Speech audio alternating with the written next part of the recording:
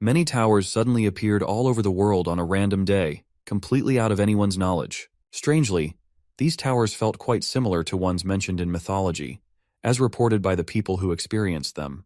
They speculated that someone had brought those myths into the modern world and hoped to meet the legendary heroes they had only read about in scriptures.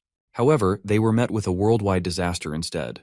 Dungeons and monsters began appearing around the towers, wreaking havoc everywhere. In response, people started fighting back against these unknown threats by exploring the towers and clearing the dungeons to protect the world from further destruction. These individuals became famously known as the Dungeon Adventurers.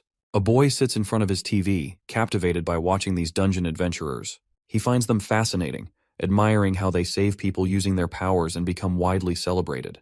Inspired, he resolves to become an adventurer himself and dedicates himself to studying so he can achieve that dream.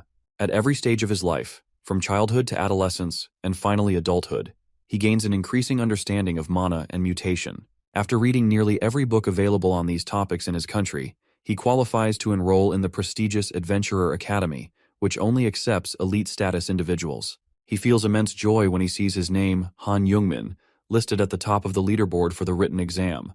Ecstatic that he is so close to achieving his dream, Jungmin becomes teary-eyed with happiness. Unfortunately, becoming a dungeon adventurer turns out to be nothing like he imagined.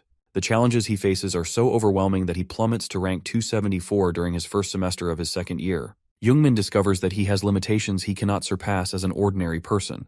No amount of training allows his body to keep up with his sharp mind, and he realizes he lacks a unique ability, something every true adventurer possesses. Devastated by this realization, Jungmin takes a leave of absence from the academy and spends his days in his dorm room, struggling to cope with his crushed dream. This was 2 years ago. Now Jungmin sits at his laptop writing fictional stories. The pain of his failure has left him with heavy bags under his soulless eyes. Disillusioned, he finds solace in the fabricated tales he creates. His current story is about a swordsman who cuts the horizon, a hunter who survives in a forest of death, and the creator of magic. As Jungmin writes the final chapter, he feels a pang of disappointment that the story is ending. To delay the inevitable, he decides to take a nap. While drifting off, he contemplates how to conclude the story. Unbeknownst to him, his laptop displays a screen indicating that his story is being completed. Meanwhile, Jungmin turns on his TV and sees a news report about Korea's only divine adventurer, Rachel, returning from a mission in the US. With her help, most of the towers have been cleared, bringing the world closer to peace. Jungmin is impressed by Rachel's accomplishments at such a young age, but bitterly reflects on his own lack of abilities. He buries his face in his pillow, frustrated and exhausted. Soon he falls asleep. As Jungmin sleeps, his laptop begins receiving multiple notifications. The world is searching for data to create another tower, and somehow identifies Jungmin's novel as the perfect setting. The world processes the tower based on his story, and it materializes in a random location. The next morning, Jungmin is jolted awake by the loud voice of a TV news reporter. Forgetting to turn the TV off the previous night, he hears breaking news about 5 new towers suddenly appearing in Korea. To his shock, the towers bear the same names as the stories in his novel: The Sword That Cuts the Horizon, Executor of Evil, and The Black Divine Spear. Jungmin freezes as the names click in his mind. Desperate to confirm the connection, he rushes to his laptop, but all his documents related to the novels are gone, even the ones saved deep in the root directory. Dropping to his knees in disbelief, he trembles with shock. The reporter announces that the government will address the crisis later that night, emphasizing the urgency of stabilizing the dungeons. Jungmin, still in a daze, hears a bright blue screen pop up in front of him. The screen informs him that his novel, The Age of Destruction, has been chosen by the world as the basis for a tower. Jungmin feels a whirlwind of emotions, such as being petrified, dumbfounded, and furious. He initially believes his work has been plagiarized, but then realizes he may have unknowingly caused a global catastrophe. The screen updates his statistics, labeling him as the sole author of the story, the true owner of the 7 towers, and the possessor of the unique ability, immersion. Jungmin stares at the screen, confused and overwhelmed by the chaos his imagination has unleashed. The missing novel files from Jungmin's laptop had somehow materialized into new towers and characters with the same names, as reported on the news. While there were many things to unpack about the situation, Jungmin's focus remained on the unique ability he had gained as part of the soul class, immersion. He was shocked to learn that such a unique ability, exclusive to him, even existed. After all, he was a talentless person who had already failed to become an adventurer. The idea of having this ability brought a smile to his face, giving him a glimmer of hope that he might finally become an attacker. But, as with most things in his life, this too turned out to be a disappointment. The world seemed determined to take him on a never-ending emotional roller coaster. Jungmin sat in his room, completely drunk and defeated, after spending days trying, over 1,000 times, to activate the immersion ability, only to fail each time. He tried again and again, but the system consistently denied him. Every attempt ended with the same response. He had failed to activate immersion because the object he was trying to immerse with was not a real person. Additionally, he was either too far away from the object, or the target's chaotic emotions made it impossible for the system to recognize a reason to activate the skill. Frustrated by the overly strict restrictions of the ability, Jungmin screamed into the void. Finally giving up, he decided to go out and buy more beer, muttering to himself that this soul-class ability was just as useless as he was. At the grocery store, Jungmin stood in front of the food aisle, contemplating the various elements required for immersion: emotions, values, thoughts, test scores, MBTI types, wishes, and even love. Determined to figure out how to use the ability, he mentally set a new goal for himself. Just as he reached for a carton of food, a familiar voice called out to him. It was Saren, a former classmate and neighbor. Her full name was Lee Saren, and she possessed the unique ability Ice World. Saren had been his neighbor and a student he once tutored at her mother's request. She had also been his junior at the academy, but like him, she had taken a sudden leave of absence soon after her admission. Jungmin had avoided interacting with her in the past, worried that she might have heard that rumor about him. Saren greeted him cheerfully, but her smile quickly faded as she took in his disheveled appearance. Disgusted by the sight of her once smart tutor as an alcoholic wreck drinking in broad daylight, she worried aloud whether he had eaten anything yet. She advised him to eat real food instead of relying on canned meals, but Jungmin shifted the topic to her life at the academy. Although she frowned at his avoidance, she responded politely, saying it was going well for her. Out of curiosity, Saren mentioned Jungmin's past fame at the academy. She reminded him of the time he had received an offer to become an analyst for the Heavenly Mansion Guild, one of the top 3 guilds in the country. This was a guild that most students dreamed of joining, yet Jungmin had famously rejected the offer. Surprised that people still remembered this story, Jungmin couldn't help but wonder why it was even brought up. However, he disliked talking about it, and when Saren tried to ask why he had turned down the opportunity, he quickly ended the conversation by finishing his food shopping. Jungmin believed the world of adventurers was one he no longer belonged to, but fate had other plans.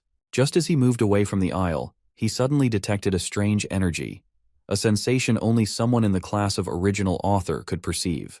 Turning toward the source, Jungmin identified a demon follower exuding ominous energy.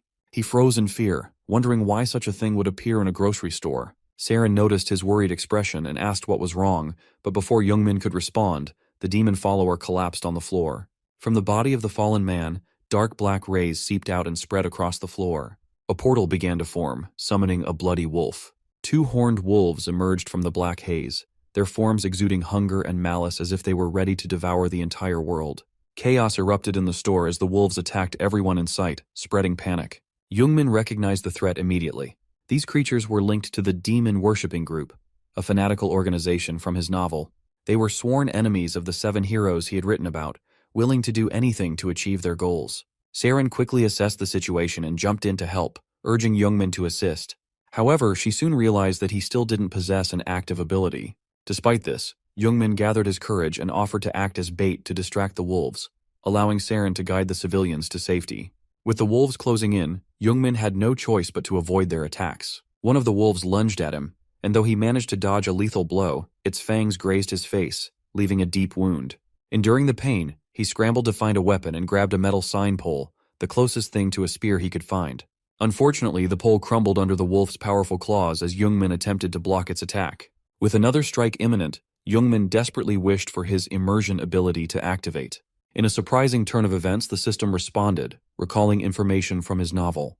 Jungmin realized that the immersion ability allowed him to tap into the immense lore he had created for his stories.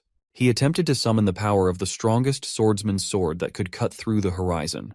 However, the system warned him that his current power level was too weak to handle such a massive ability, and he will surely die if he uses it.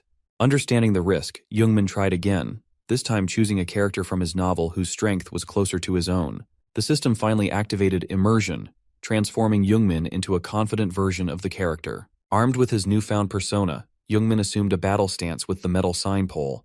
For the first time, he stood ready to face the wolves. Thus began the reluctant adventurer's journey as the protagonist of his own story. Stories and records from human history are what make up these towers. For example, a tower could materialize based on Greek mythology, with one of its characters, like Hercules, as its owner.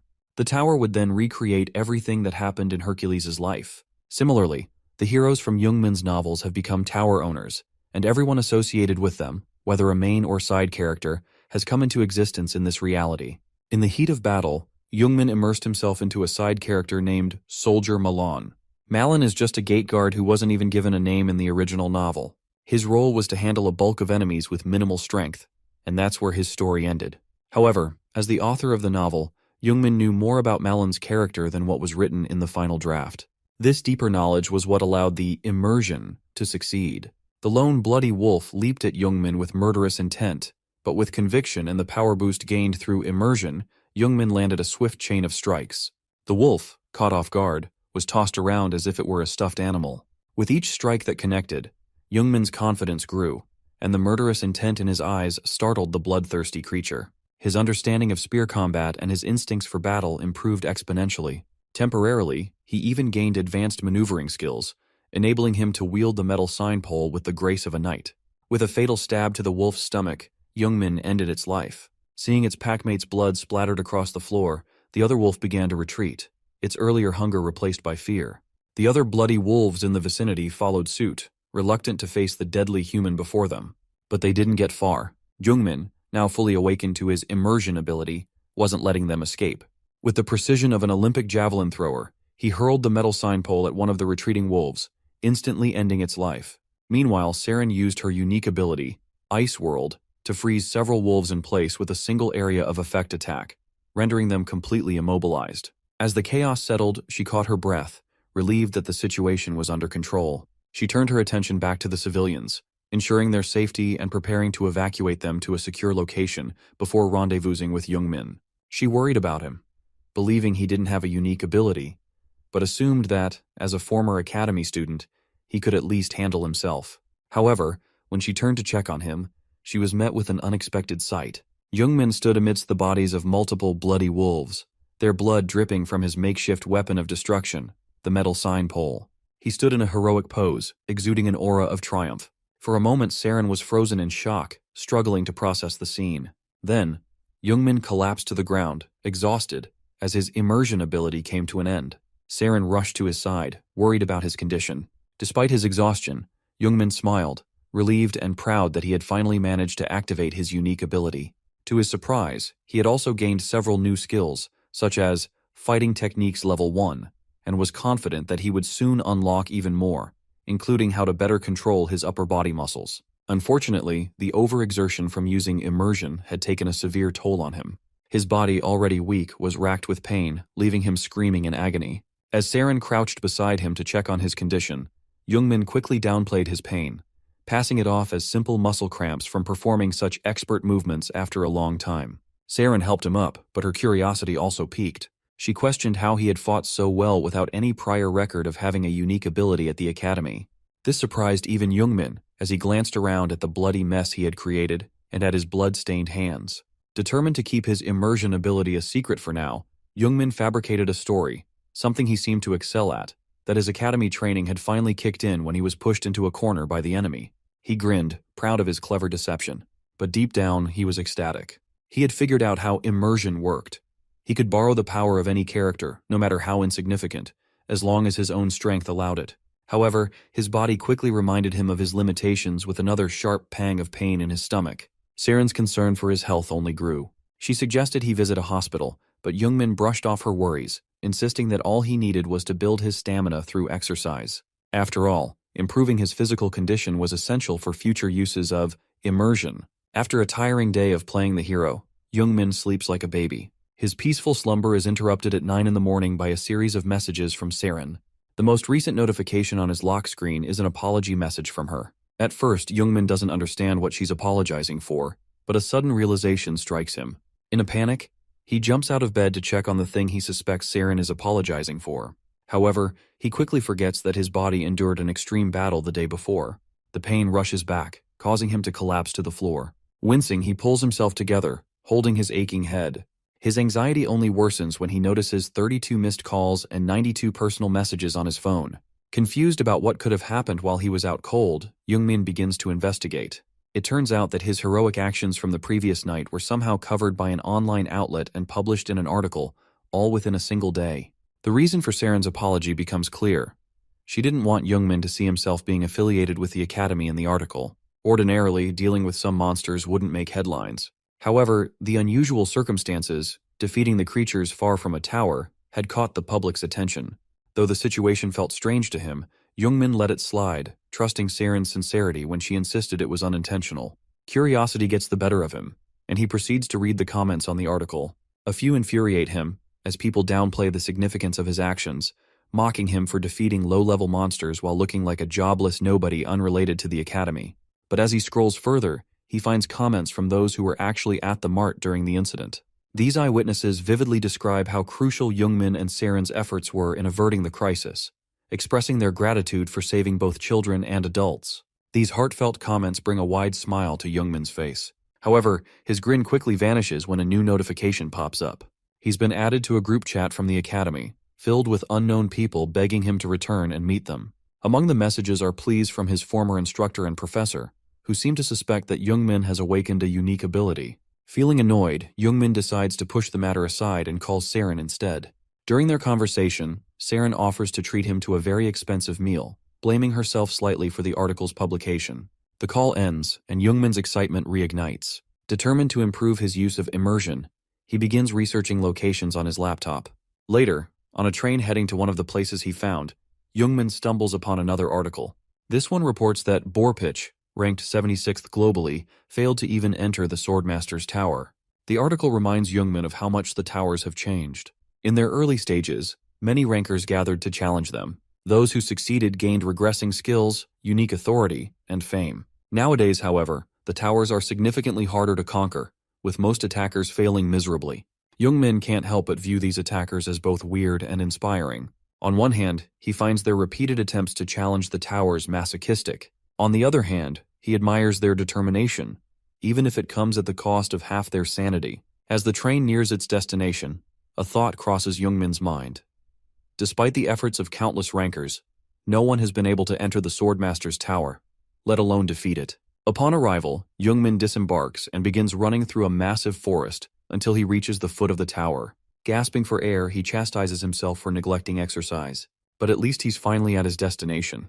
Gathering himself, he approaches the stone tablet standing before the tower's entrance. As he gets closer, he senses the energy of one of the 7 heroes and realizes something peculiar. Throughout heaven and earth, he alone can read the writing on the tablet.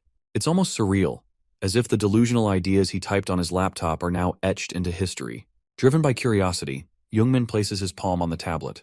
Almost immediately, someone from the crowd scolds him, warning that touching anything related to the towers is dangerous for civilians. Such actions could force the person into the tower without their consent. Unbothered, Jungmin dismisses the warning. He thinks it doesn't apply to him since he's just a weak adventurer with the title of an author. Ignoring the risks, he continues meddling with the stone tablet. What Jungmin fails to realize is that such behavior often triggers tropes, something every author should know. And true to form, the tower recognizes his title as the true owner of the 7 towers. Before Jungmin can fully comprehend what's happening, the tower owner drags him inside. He finds himself in a vast grassy field. As he takes in his surroundings, panic sets in, and Jungmin screams in sheer terror, realizing the mess he's gotten himself into. Meanwhile, in the topmost room of the tower, a young man observes Jungmin's antics outside the tower's entrance. Although irritated by Jungmin's mere presence, he also feels an inexplicable connection to him. Rather than driving him away, the young man decides to invite Jungmin into the tower, hoping to uncover the source of this strange sensation.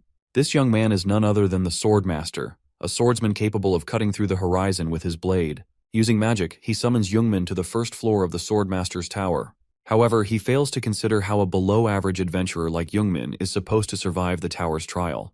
The first trial, Space of the Predators, is an incomprehensibly difficult test, where the monsters spawned are literal catastrophes. Jungmin is given only 1 hour to escape before the creatures awaken. To make matters worse, the system hasn't even decided on a reward for completing the trial. As Jungmin stands there in a daze, massive amounts of mana surge through his body, overwhelming him. Until now, ordinary people never dared to enter a tower because they lacked the necessary skills. Jungmin was no exception. He once attempted to attack a tower, only to fail miserably, breaking several bones in the process. This earned him the label of a failure among attackers, a stigma that followed him as the lowest-ranked participant in the Academy's practical exam. Even now, despite unlocking a unique ability, Youngmin knows he's nowhere near skilled enough to attack a tower that even high-ranking adventurers avoid. Frustrated, he begins to suspect that this entire ordeal is a setup to get rid of him. Just as despair starts to creep in, a lifeline appears. A screen materializes before him, informing him that the difficulty of the trial has been reduced to its lowest possible level. The message cheekily urges him to stop looking so pitiful and start moving. However, the screen also labels him as a cripple class, which stings more than his previous failures ever did. Pushing past the insult, Youngmin begins to piece things together. The screen mentioned that the trial's difficulty was lowered by the tower's owner. That's when it clicks. This is Eden, the swordmaster he created, as all the characters from his novels were reported to be the owners of the 7 new emerging towers. When Youngmin says Eden's name out loud, the narcissistic swordmaster assumes Youngmin knows him because of his widespread fame, completely oblivious to the fact that his creator is calling out to him. Youngmin's suspicions are confirmed that this truly is the Eden he wrote into existence. Eden is one of the 7 heroes and in many ways a reflection of Youngmin himself. Both started as talentless individuals. Eden, though effective with a sword, initially lacked the ability to use mana. Like any classic protagonist, he eventually found a mentor, learned to wield mana, and embarked on a journey to the Devil's Castle. Along the way, he defeated countless demons, earned the title of a hero, and became everything Youngmin aspired to be. Talking to Eden fills Youngmin with pride, but his admiration is cut short when Eden, annoyed by Youngmin's silence, abruptly leaves him to face the trial alone because his narcissistic nature could not handle not being the topic of conversation for more than a second. As silence descends, Youngmin finds himself standing in the vast field where the monsters will awaken in less than an hour. Resigned to his fate, he realizes he has no choice but to face the trial head-on. Gathering his courage, he begins preparing for the challenge, reassuring himself that as the author, he might have an advantage. That hope is short-lived when the first creature he encounters is a dragon soaring above him. Panic grips him because dragons are among the most powerful creatures, and they're just the beginning. With less than 50 minutes remaining, Youngmin knows there's no time to waste. He traverses various terrains on the first floor, eventually arriving at a damp, grassy meadow. As he steps forward, he unknowingly crushes a piece of wood beneath his foot. Examining it, he realizes the area is littered with similar fragments, all appearing to be from a tree. On closer inspection, he notices the pieces bear Eden's name. This discovery unlocks a new keyword: Eden's destroyed wooden sword. Youngmin's title as the author begins to detect the original records of the tower, revealing that this very location is where the first episode of his novel began. This is Eden's training ground, the place where the hero transformed from a talentless boy into a genius. The trial's design mirrors the introduction of Youngmin's novel, Eden's Awakening, flooded with memories of the story's events and settings, like the Age of Destruction and the Nightmare Forest in the downtown small meadow. Youngmin quickly realizes the harsh truth. This trial isn't just an obstacle, it's a recreation of Eden's grueling training. As he reflects on his past failures, self-doubt threatens to overwhelm him. But unlike the despondent teenager he once was, Youngmin chooses to move forward. Determined to face the challenge, he drives his wooden sword into the damp soil and begins digging with fervor. Though unsure of what he's searching for, his efforts pay off when the sword finally strikes something buried underground. Overcome with excitement, Youngmin can't contain his joy as he anticipates the secret treasure that lies ahead. Ecstatic about hitting the jackpot with what he uncovered underground, Youngmin grabs its roots and yanks it out of the soil. His initial excitement quickly turns to disgust at the plant's abhorrent appearance, but he is still relieved to find something valuable. The plant, named Scourge Leather Quer, is a super rare spiritual herb with the potential to permanently increase his magic power by 1 point.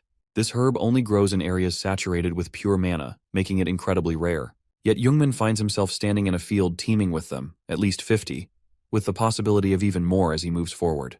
The herb's fibrous appearance had deterred others from consuming it, but Youngmin, now in a life-or-death situation, decides to take a bite. Reluctant from the start, he quickly discovers why the herb was left untouched. Its taste is so bitter that he begins puking uncontrollably.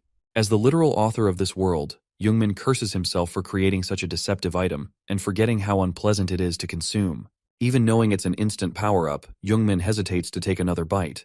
His indecision is cut short when the tower reminds him of the 45 minutes he has left before a swarm of monsters arrives to devour him. Tears stream down his face as he forces himself to eat the revolting herb, reasoning that survival is a better option than being picky.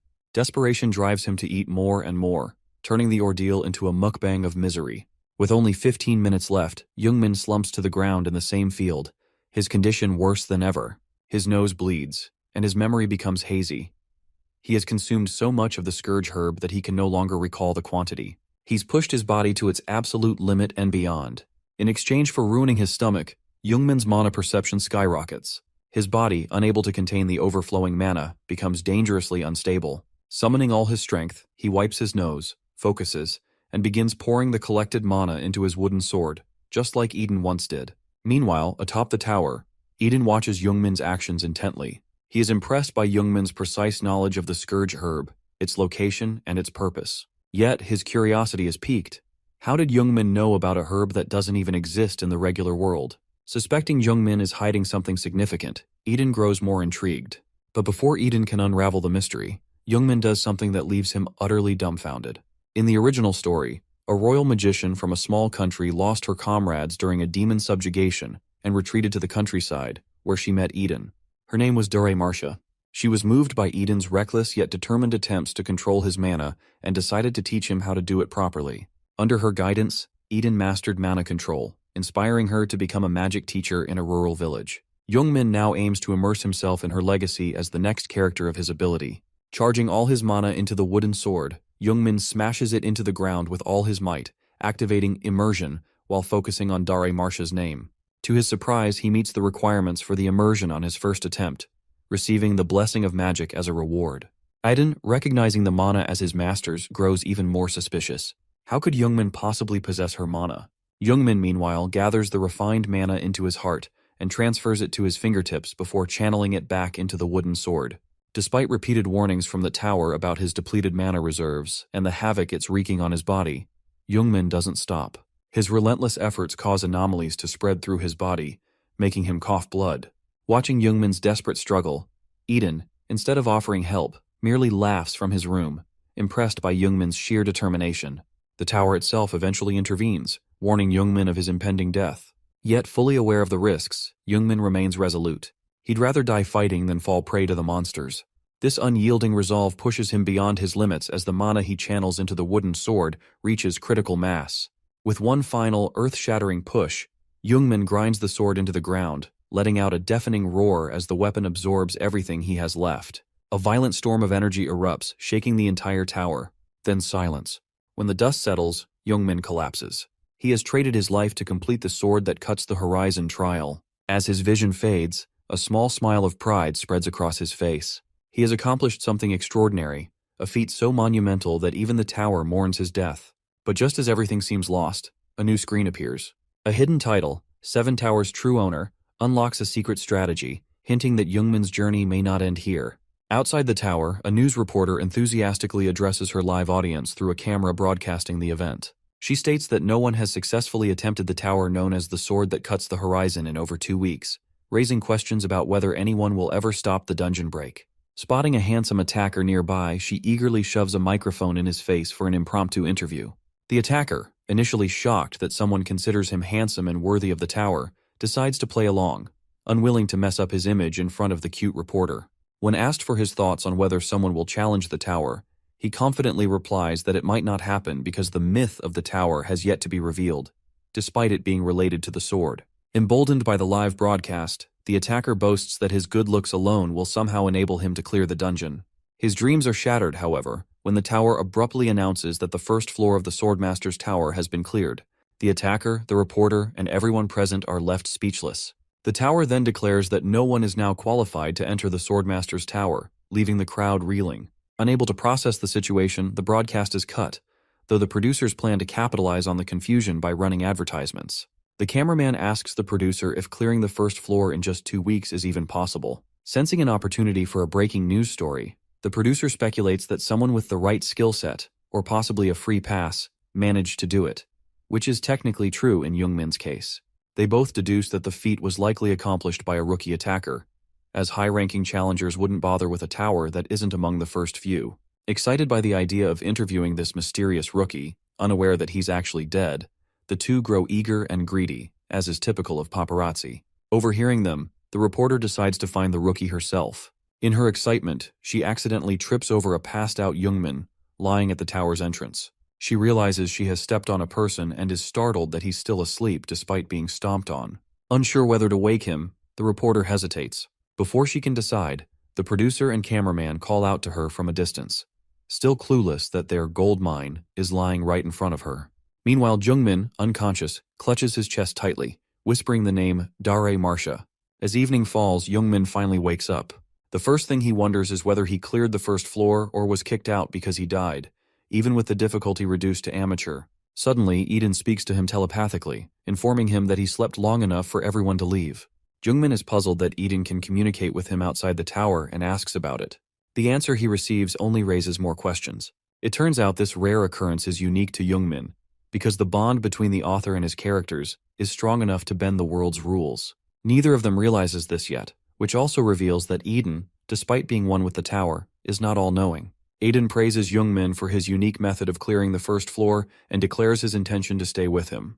Jungmin, however, is not thrilled about having an obnoxious hero in his ear at all times. He tries to leave, but Eden bursts his bubble by explaining that their connection is permanent. Back at home, Jungmin's body overflows with mana. He checks his stats and discovers that his mana has increased by 6 points in a short span and that he has gained 7 new skills.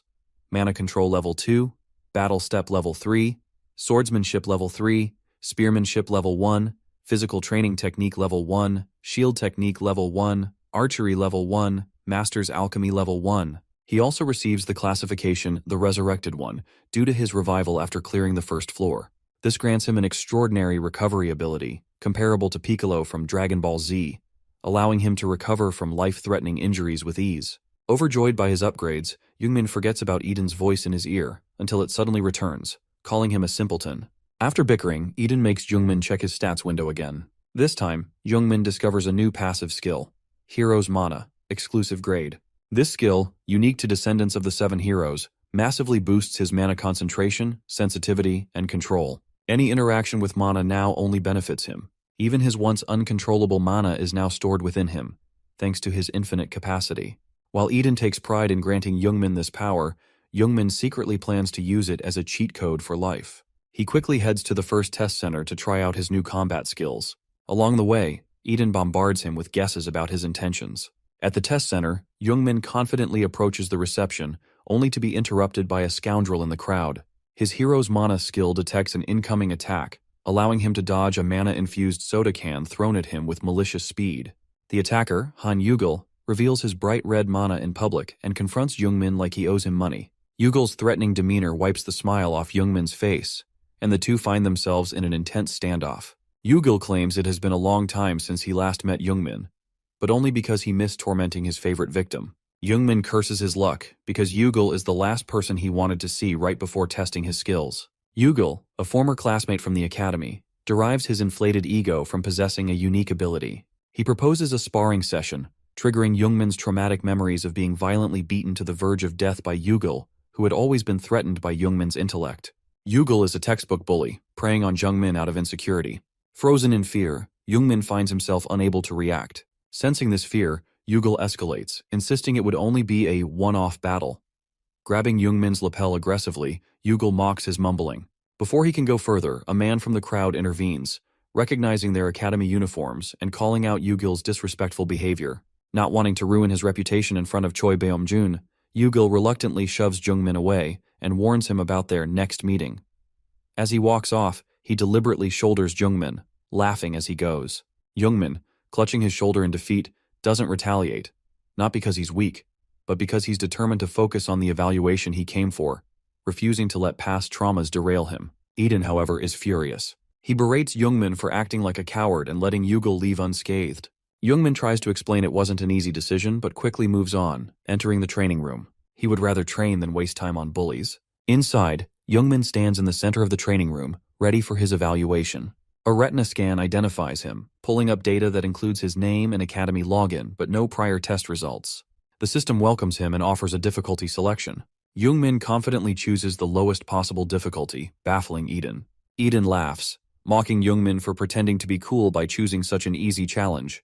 Jungmin explains that the system would have defaulted to the lowest difficulty anyway, given his abysmal stats. The system analyzes his data and selects Golbat, the weakest F-class monster, as his opponent. Choosing a sword as his weapon, Youngmin assumes he'll be judged just as he was at the academy. To his surprise, the sword feels incredibly light, allowing him to move swiftly and fluidly. The weapon's feel reminds him of using immersion. Taking a ready stance, Youngmin leaps forward in one swift motion, slicing through the Golbot like butter. He defeats the monster in just 3 seconds, obliterating his previous record of 32 seconds. The system, impressed, automatically raises the difficulty from lowest to low. While Youngmin is flattered by his improvement, Eden interrupts his celebration, pointing out the next opponent, which is a creature far stronger than a Golbot. Youngmin turns to see a massive dinosaur-like monster with electric fangs and horns.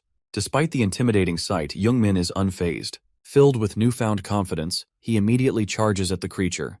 Meanwhile, in the lobby, the crowd begins to buzz with excitement over something on the monitors. Yugil, annoyed by the commotion, turns to investigate. He spots Choi Beom-jun among the spectators, intently watching the screen. Choi Beom-jun, a 0th generation attacker renowned for conquering Zeus's Tower of the God of Thunder and possessing 7 unique skills, is a legendary figure. Starstruck, Yugil approaches him like a fangirl meeting her idol. He eagerly requests to become Beom-jun's student and asks him to review his sparring clips for consideration. In an unexpected twist, Beom-jun rejects Yugil's plea, stating he's already found someone he wishes to teach. Smiling at the screen, he adds that he has found a new friend. Curious, Yugil looks at the monitor and is shocked to see Youngmin confronting the dinosaur-like monster in the training room.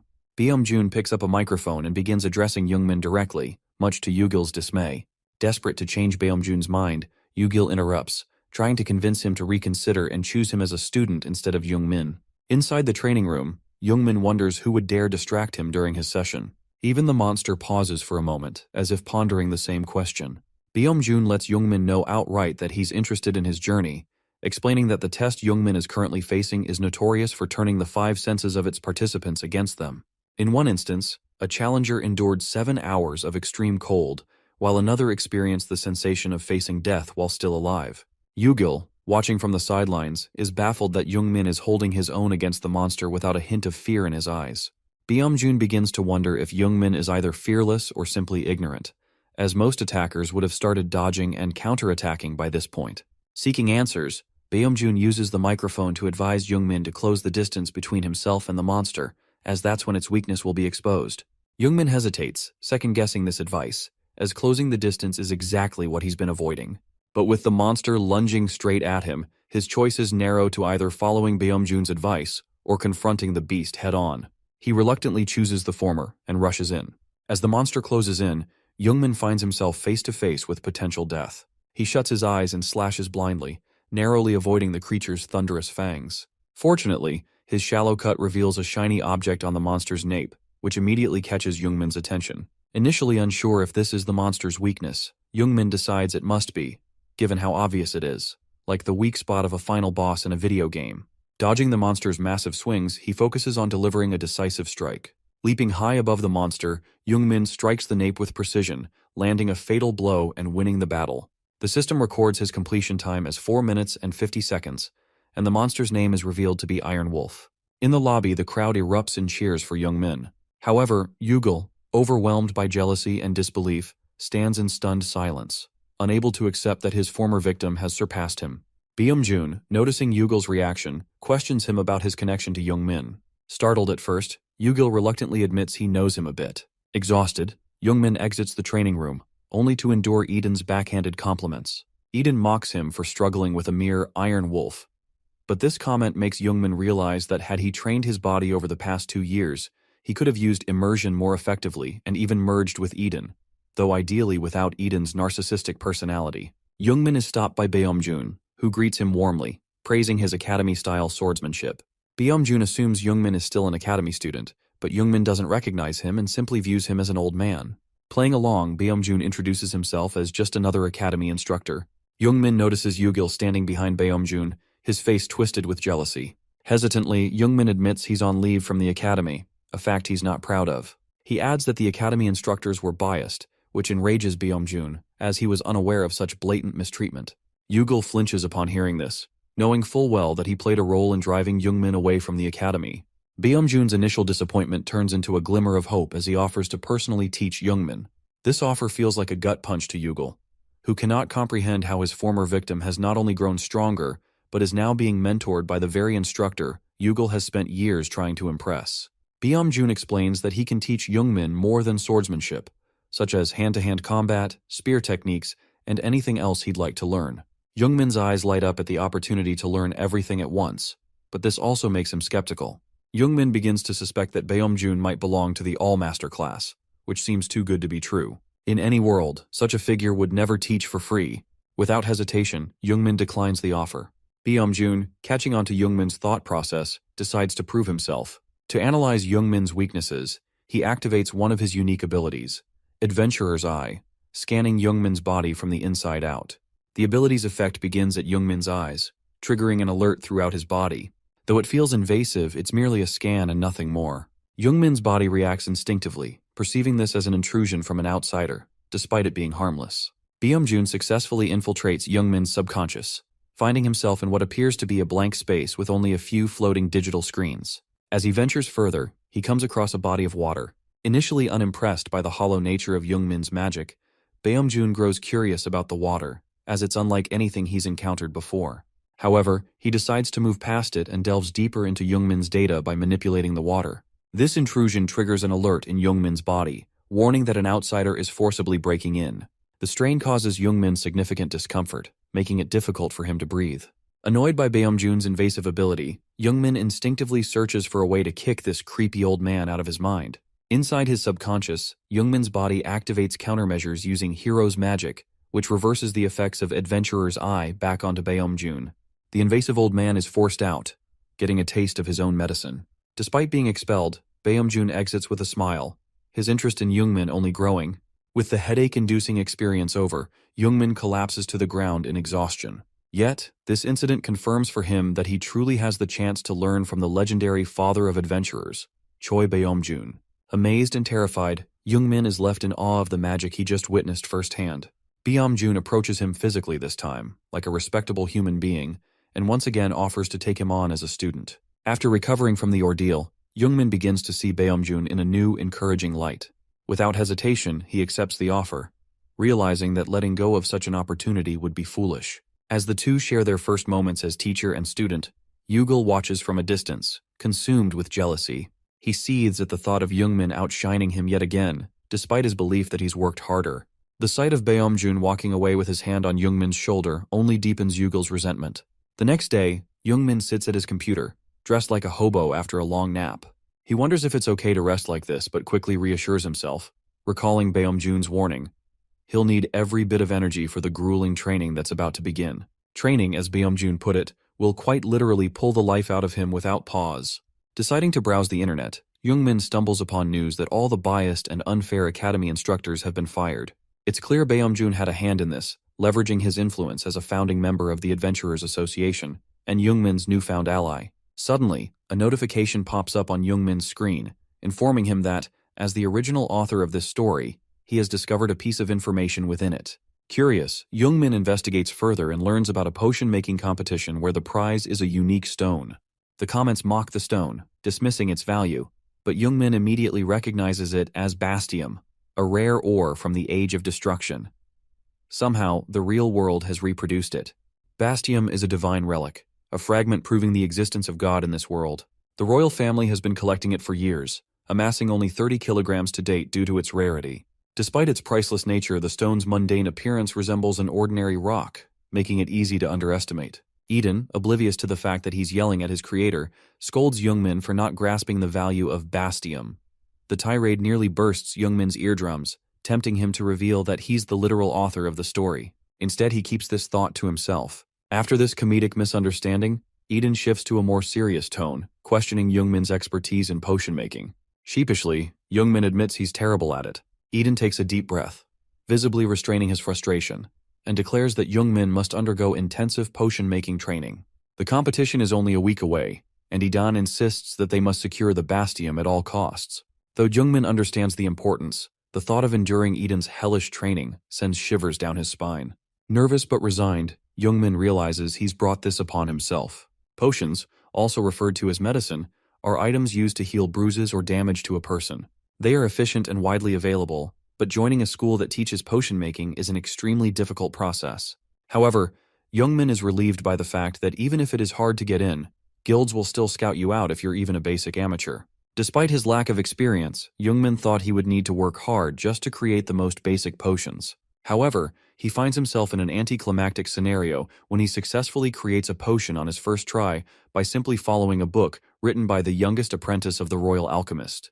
Utterly shocked that it worked, Jungmin now possesses the ability to brew potions at level 1 of learning imperial alchemy.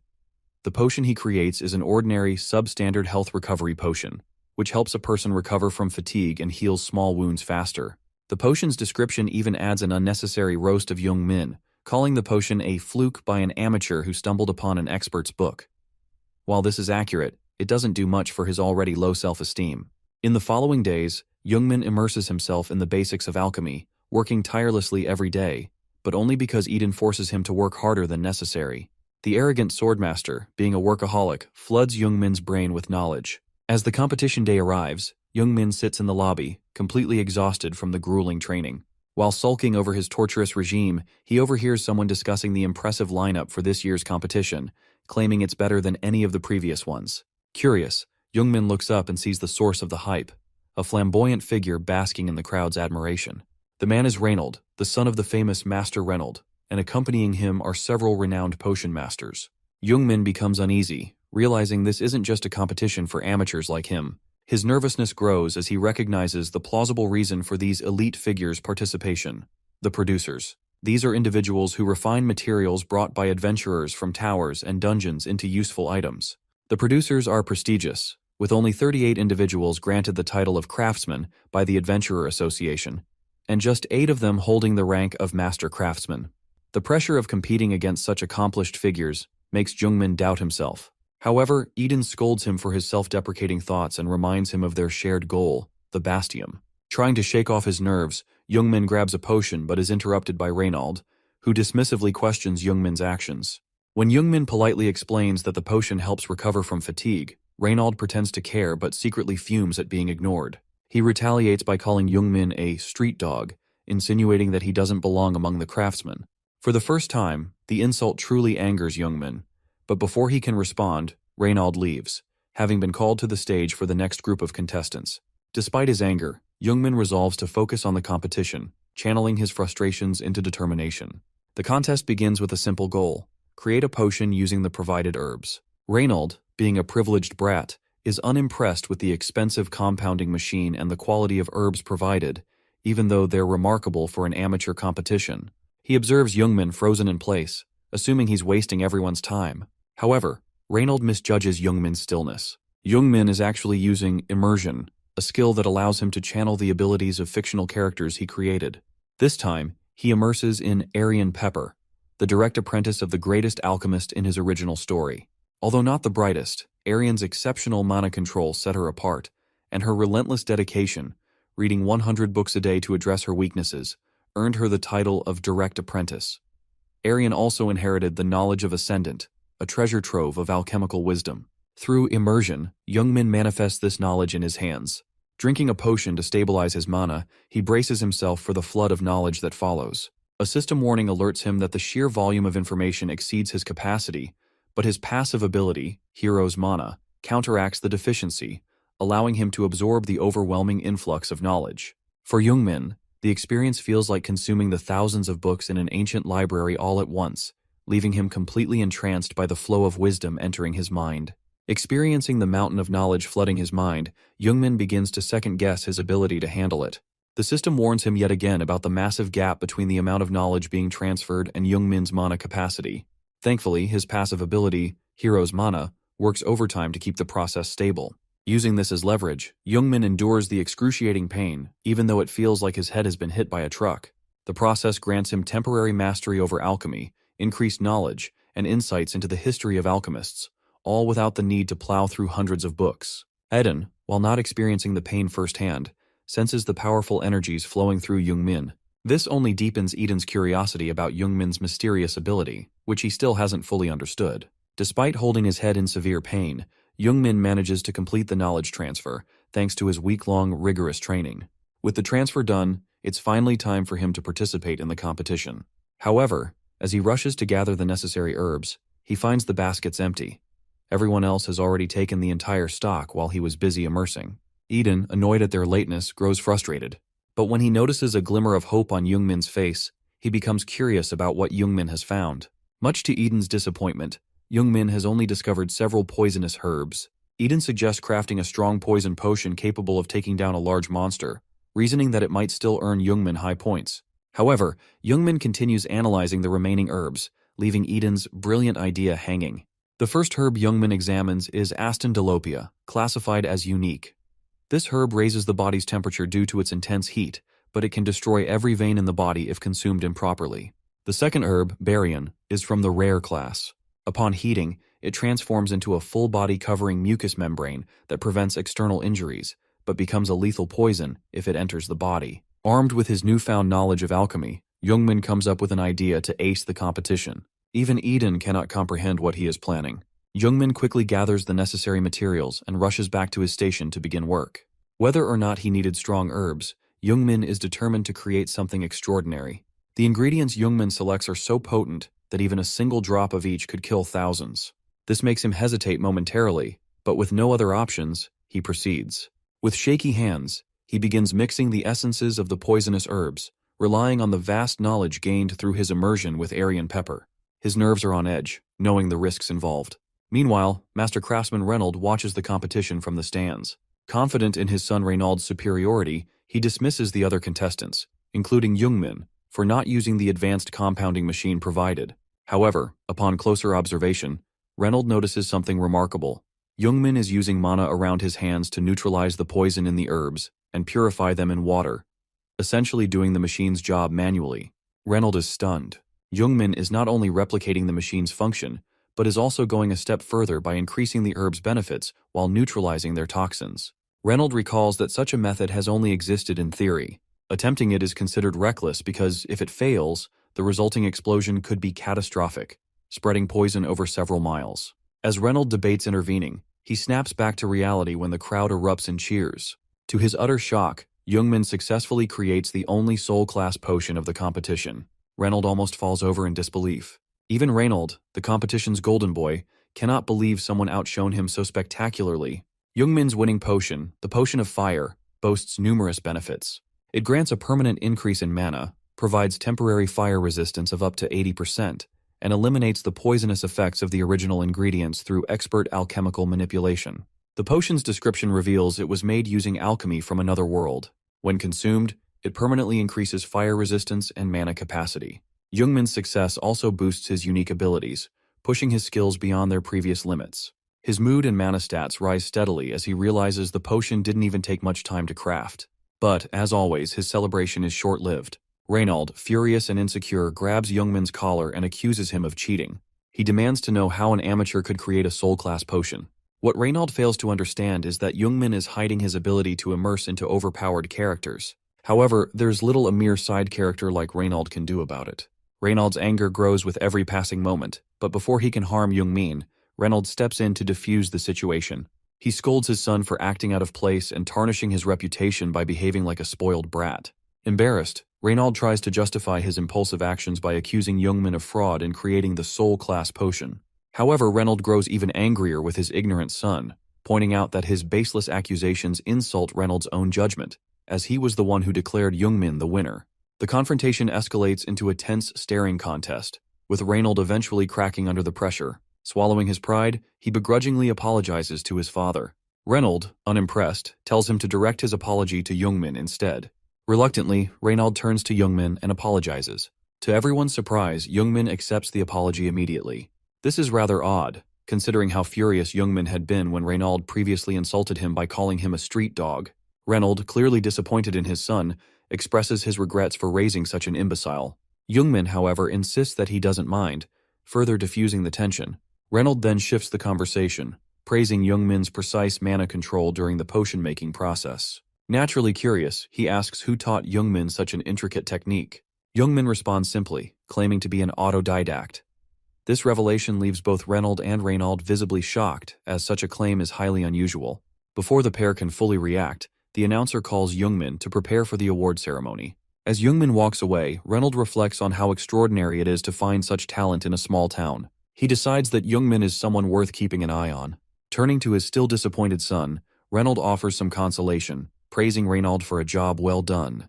This moves Renaud to tears, and he resolves to improve himself once they return to their home country. The award ceremony begins, and Jungmin is invited to the stage to receive his prize.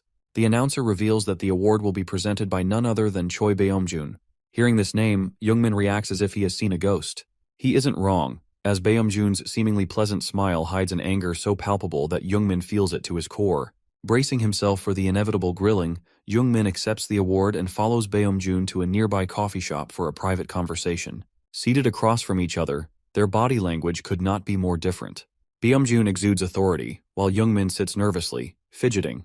Beomjun questions Jungmin's impulsive decision to participate in the potion-making competition. He finds it odd, as he had no prior knowledge of Jungmin's potion-making abilities.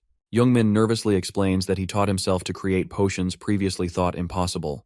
Unsurprisingly, Beomjun is skeptical but lets it slide. Jungmin then brings up his need for a rare ore but avoids explaining his exact reasons. Beomjun, unusually accepting of this vague explanation, expresses surprise at Jungmin's newfound alchemical skills. However, to clarify, he asks if Jungmin had ever been involved with a guild. Jungmin confidently denies it.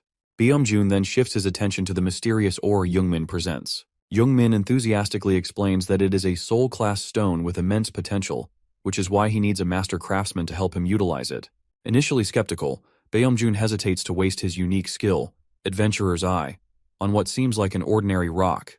However, Jungmin's hopeful pleading convinces him to give it a try. To his surprise, the Adventurer's Eye cannot fully analyze the stone. Instead, it reveals only surface-level information, such as its mana amplification, storage, and sublimation effects. Furthermore, the stone develops countermeasures, increasing the required mana for deeper analysis. Beomjun is dumbfounded by the mysterious ore he had underestimated.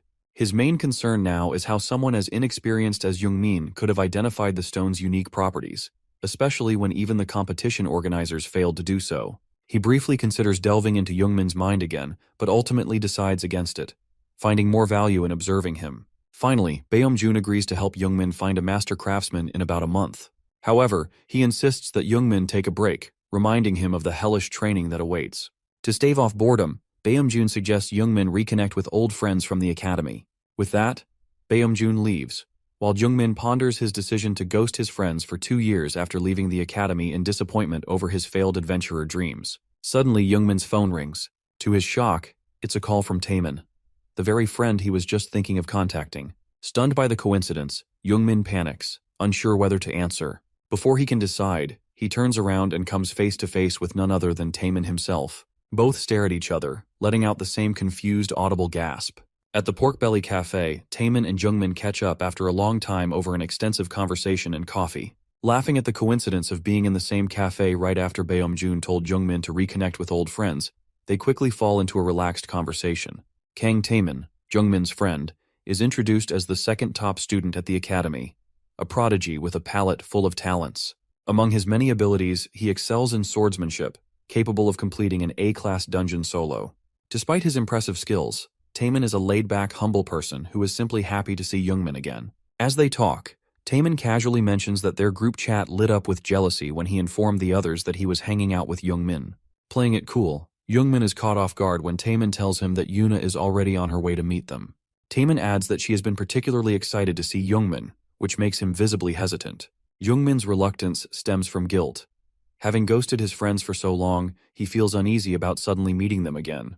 While Jungmin nervously chews on his food, Taemin reveals that Yuna had a tough time after losing contact with him, and warns Jungmin to be prepared to have a proper heart-to-heart with her. What should have been a heartwarming reunion quickly takes a darker turn. Jungmin's author abilities detect a familiar anomaly, the presence of an Everton curse, like the one he encountered in the grocery store. This low-difficulty event requires him to break the curse by saving the cursed subjects before they are captured. The reward for completing this quest is valuable. Information about the mysterious Everton Association. Tension builds as Jungmin scans the cafe, trying to locate the source of the bad omen.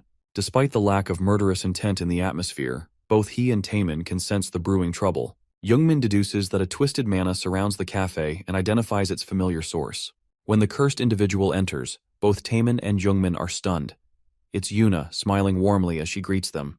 Realizing that Yuna isn't the worshipper but the cursed victim, the two brace themselves. In a flashback, Jungmin recalls his early academy days when he was ostracized for securing first place in the entrance exam, despite lacking a unique ability. One particular incident stands out: students gossiping about his speech at the post-admission ceremony and mocking his lack of powers. Out of spite, Youngmin rushed past their group, breaking their formation, only to be tripped by one of them, causing him to fall down the stairs.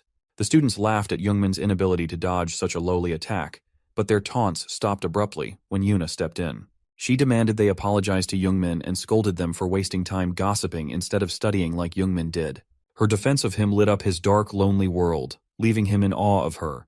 When the bullies tried to retaliate, one of them was stopped by his friends, who reminded him that Yuna was the daughter of the Heavenly Mansion Guild's director, someone powerful enough to ruin their futures. Yuna, unbothered by their threats, flipped them off and helped Youngmin to his feet. She then invited him to dinner, declaring that Taemin owed her a meal after losing a bet. Youngmin, stunned by her kindness, followed her lead, grateful to finally have someone on his side. Over time, Yuna and Taemin became his first true friends, even as the academy students grew resentful of their friendship. The two top-ranking students used sparring sessions as an opportunity to retaliate against Youngmin's bullies without getting into trouble, earning his admiration and guilt in equal measure. Returning to the present, Yuna notices the worried looks on Taemin and Youngmin's faces and asks what's wrong. Taemin points out that she doesn't seem like her usual self. She tries to dismiss their concerns by claiming her doctor gave her a clean bill of health, but Youngmin persists, suggesting she might be involved in something shady. Eventually, Yuna gives in and recounts a recent academy assignment. She had been sent with a group of professors to inspect a dungeon ahead of a planned academy tour. The task seemed straightforward at first, and nothing appeared out of the ordinary. However, she noticed a bloody red spot illuminated on a rocky surface, and out of curiosity, touched it. The substance reacted violently, boiling around her hand and releasing a wave of dark mist similar to what Youngmin had encountered before. Yuna managed to regain control and step back, but the mist lingered ominously. The professors, unaware of what had transpired, completed their inspection and called for her. Yuna rejoined them, leaving behind the mysterious mist. Initially, she thought it was just an illusion, but now she realizes the mist continues to affect her, twisting her mana. Hearing this, Taemin becomes alarmed, declaring that her mana is too corrupted to ignore. Youngmin, now fully aware of the situation, braces himself for what lies ahead as they try to break the curse. Despite being one of the top academy students, Yuna seems oblivious to her mana being tampered with. Taemin grows increasingly worried about the situation, but Yuna takes a dismissive approach, claiming she's fine and there's no need for concern. Youngmin, however, insists on addressing the severity of the matter, explaining that it poses a risk to many people if left unchecked. He offers to take a closer look at her mana, which makes Yuna nervous. She protests, saying it's been a while since they've met, and he should hesitate before doing something so personal. Youngmin, however, firmly presses her to allow it, while Taemin, sitting across the table, watches the interaction in bewilderment. Youngmin activates Healing Light, releasing a golden glow of mana around him. Taemin recognizes the ability immediately. Youngmin deduces that if the Everton organization can curse people by borrowing demonic power, then he can counteract it by temporarily converting his mana into divine energy. By coupling it with his passive ability, Hero's Mana, and immersing himself with the lesser priestess Esther to receive her blessings, he can fight back against the demonic influence. Although this divine power is limited in strength, it rivals the curse affecting Yuna. Youngmin begins the purification process, and Yuna braces herself. His determination stems from a desire to repay the kindness Yuna showed him back in the academy. As the divine power takes effect, it instantly dispels the oppressive energy surrounding Yuna, leaving her pleasantly surprised. The quick exorcism works. Though Yuna and Taemin are knowledgeable about mana, they are astonished by what Youngmin has just accomplished. Yuna feels rejuvenated while Taemin's curiosity grows. Youngmin, however, is flustered by their questions, claiming his actions were minor compared to the support they gave him in the past. Taemin and Yuna, on the other hand, are ecstatic about Youngmin's unique ability, considering it a rare and impressive feat. Taemin excitedly grabs and shakes Youngmin, leaving him pleading for mercy on his shoulders. Yuna, touched by the moment, sheds tears of joy. Their genuine happiness for Youngmin's success reflects the depth of their friendship. Taemin then raises the question on everyone's mind. Will Youngmin return to the academy now that he has a unique ability? Youngmin reveals that he plans to officially drop out, as he's now studying under a master. While intrigued, Yuna and Taemin don't press further about the mysterious master. Youngmin avoids giving details, as revealing his mentor's identity, the father of all adventurers, is no trivial matter. He apologizes for keeping them in the dark for so long, but Yuna and Taemin, ever the supportive friends, reassure him they're simply glad he's doing well. They only request that he stay in touch to avoid sudden surprises in the future. Youngmin readily agrees, grateful to have such steadfast friends. The most joyful day Jungmin has experienced in a while comes to an end, and he returns to his dorm, collapsing face first onto the floor from exhaustion. After spending the day playing and reminiscing with Yuna and Taemin, he feels drained but fulfilled. As he rests, he receives the reward for completing another episode, information about Everton's next move. When Jungmin opens the reward screen, he leaps up in shock.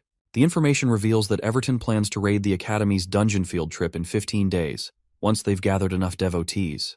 Knowing that Yuna and Taemin could be in danger during the raid, Jungmin contemplates warning the Academy's professors. However, he hesitates, worried that Everton might intercept the warning and alter their plans. Jungmin decides to take matters into his own hands. Feeling responsible for creating the antagonistic Everton organization in his story, he resolves to stop them himself. His guilt over endangering his friends drives him to take action. The next day, Jungmin finds himself in Baeomjun's underground training facility. Staring in awe at the state-of-the-art equipment, including weights twice his body weight and unfamiliar machines, he feels like a child in a candy store. Baeomjun enters behind him, scolding him for being so loud. The facility is impressive, boasting features that surpass even the Academy's training rooms. One standout is the 5th-generation virtual combat system, the only one of its kind in South Korea, worth an astonishing 50 billion won, approximately $37 million USD. Baeomjun nonchalantly brushes off the cost and instructs Jungmin to begin training. Before leaving, Baeomjun hands Jungmin a bubble-wrapped package. Inside is a necklace made of refined bastium, a first-rate unique item with effects such as mana amplification, storage sublimation, and shape change. The rare mineral chooses its owner and amplifies their mana, storing any excess. Jungmin, impressed by the craftsmanship, eagerly equips it. Baeomjun recounts the trouble he went through to forge the necklace, as many forgers tried to buy the bastium from him. With the formalities done, Baeomjun initiates Jungmin's training. He instructs him to start with a light warm-up, but as Jungmin enters the training room, the environment abruptly changes. The air stops flowing, the air conditioners shut off, and the floor glows purple from light emanating between the tiles. Through a microphone, Baeomjun explains that Jungmin has already mastered theory at the Academy. What he lacks is real-world experience. To address this, Baeomjun has contaminated the room with twisted mana to simulate a life-threatening scenario. Jungmin's hero's mana reacts sensitively to the corrupted energy, forcing him to navigate and overcome the dangerous conditions. Baeomjun's unorthodox test has begun, and Jungmin must find a way out before succumbing to the deadly trial. Knowing that Jungmin has already mastered the theoretical aspects of the world's power system, Baeomjun takes an unorthodox approach, suffocating him to the brink of death as a way to gain real-life battle experience. The entire training room is being contaminated with a toxic atmosphere that worsens by the minute, leaving Jungmin with the only option of figuring out how to escape in time. Jungmin's mana receptors and his passive skill, Hero's Mana, go haywire in response to the contamination. The oppressive environment brings him to the verge of panic. As if the poisonous air weren't enough, Jungmin is warned of a sticky energy attempting to paralyze him further. Weak at the knees, he collapses to the ground. Unable to control his body, he feels as though he's drowning in a deadly swamp. Then, through the intercom, Baeomjun's voice cuts through the chaos, urging Jungmin to analyze the air. Baeomjun explains that this practice is vital for adventurers preparing to enter real dungeons, which often contain toxic environments similar to this simulation. But the sly old man has an ulterior motive. He's trying to push Jungmin to reveal his hidden ability. Baeomjun smirks in anticipation, but Jungmin struggles to even stand, his face pale and drenched with sweat. For nearly an hour, Jungmin grits his teeth, powers through the ordeal, and adapts to the contamination. Though impressed, Baeomjun knows this is just the tip of the iceberg. Dungeon ecosystems differ vastly from the real world, where grudge-filled energies left behind by the dead poison the environment. These grudges not only suffocate adventurers, but are known to attack vital organs, making dungeons perilous for even the most experienced. At the 57-minute mark, Jungmin, trembling and on the brink of collapse, finally speaks. His voice is strained, yet he surprises Baeomjun by asking permission to use his unique ability. Baeomjun's shock turns into frustration as he yells at Jungmin for waiting this long. Apparently, Jungmin had assumed he wasn't allowed to use it until now. Baeomjun's angry outburst makes Jungmin laugh awkwardly, further infuriating the old man. Suddenly, Eden, the ever-watchful spirit linked to Jungmin, appears. He chuckles proudly, revealing that it was his assistance, through Hero's Mana, that allowed Jungmin to endure this long. The passive skill, coupled with divine mana, has a purifying effect on the contaminated environment. It is a rare trait, possessed only by the 7 heroes, that allowed Jungmin to survive thus far. With no time to waste, Jungmin assumes a meditative stance, surrounding himself with a golden divine aura. He focuses his energy to purify the room and begins searching for the perfect character to immerse with. Byung-jun, watching from the surveillance room, is on the edge of his seat. Finally, Youngmin activates Immerse, calling forth Lesser Priestess Esther, whose divine power temporarily strengthens his own mana. The room glows with golden light as Jungmin reverses the corrosion caused by the contamination. Byung-jun mutters theories to himself, wondering if Youngmin's ability is Spirit Descent, a unique skill that allows users to borrow power from spirits. However, he notices Youngmin's energy flow is far too refined for such a skill. Byung-jun snaps out of his thoughts when Youngmin addresses him, asking if something is wrong. Byung-jun clears his throat and tells him to proceed. 3 hours and 28 minutes later, Youngmin finally collapses from exhaustion. Byung-jun watches in awe, calling his student a monster for lasting so long under such extreme conditions. Youngmin, still lying flat on the floor, takes it as a compliment, which only frustrates his teacher further. Byung-jun's annoyance grows as he scolds Youngmin for putting himself through unnecessary suffering by holding off on using his ability earlier. His irritation quickly shifts into action as he storms into the training room, weapons in hand. Before Youngmin can catch his breath, Byung-jun announces the next phase of training: swordsmanship. Youngmin barely has time to react before his master threatens to beat him into shape, grumbling about how much overtime he has to put in because of this troublesome kid. Youngmin, utterly confused, wonders if this is punishment for waiting too long to use his ability. But in reality, Byung-jun is just venting his frustration about working harder than he planned. As Byung-jun picks up his weapon, Youngmin's face turns pale. His master's temper has reached its boiling point, and it seems the next training session is going to be just as grueling as the last. The training session Byung-jun gave Youngmin right after his endurance challenge bore some fruit. Our boy is now lean, mean, and ready to take on the world. Still a bit skinny, though. This transformation also improved his stats significantly, and he managed to gain valuable information about the dungeon the Academy is planning to visit for a field trip. The trip is set to take place near the Shepherd Light Tower in exactly a week. Fortunately for Youngmin, this dungeon isn't particularly challenging, expected for a field trip. If that wasn't reassuring enough, personal bodyguards and professors will be present to protect the students, an overestimation by the Academy considering the enemy is only Everton. However, the Academy isn't the only one preparing for this attack. Youngmin has been making his own preparations over the past week. Thanks to Byung-jun's rigorous training, Youngmin's blood vessels are unblocked, his mana circuits are running smoothly, and his mana now flows effortlessly throughout his body. While Byung-jun's harsh methods played a big role, Youngmin's stubbornness also contributed to his progress. With his improved physical stats and mana circulation, low-tier immersion no longer affects him, allowing him to confidently step up to intermediate-tier immersion. Apart from combat, Youngmin, who impulsively entered an alchemy competition, has improved in the field and used his skills to sell intermediate potions. With 238,162,001 in his bank account, Youngmin feels relieved he's no longer living like a peasant. However, reality comes crashing down when he visits an artifact shop and finds that the extremely rare sword he's been eyeing costs a whopping 3 billion won. Still, he manages to purchase some relatively cheap yet high-quality items, including a sword that significantly improves his swordsmanship and unlocks an ability to unconsciously practice. In the training room, Youngmin notices that the sword feels much lighter, not because of muscle gain, but thanks to the extraterrestrial bracelet he purchased. The bracelet allows the user to lift objects weighing up to 200 kilograms by distorting space.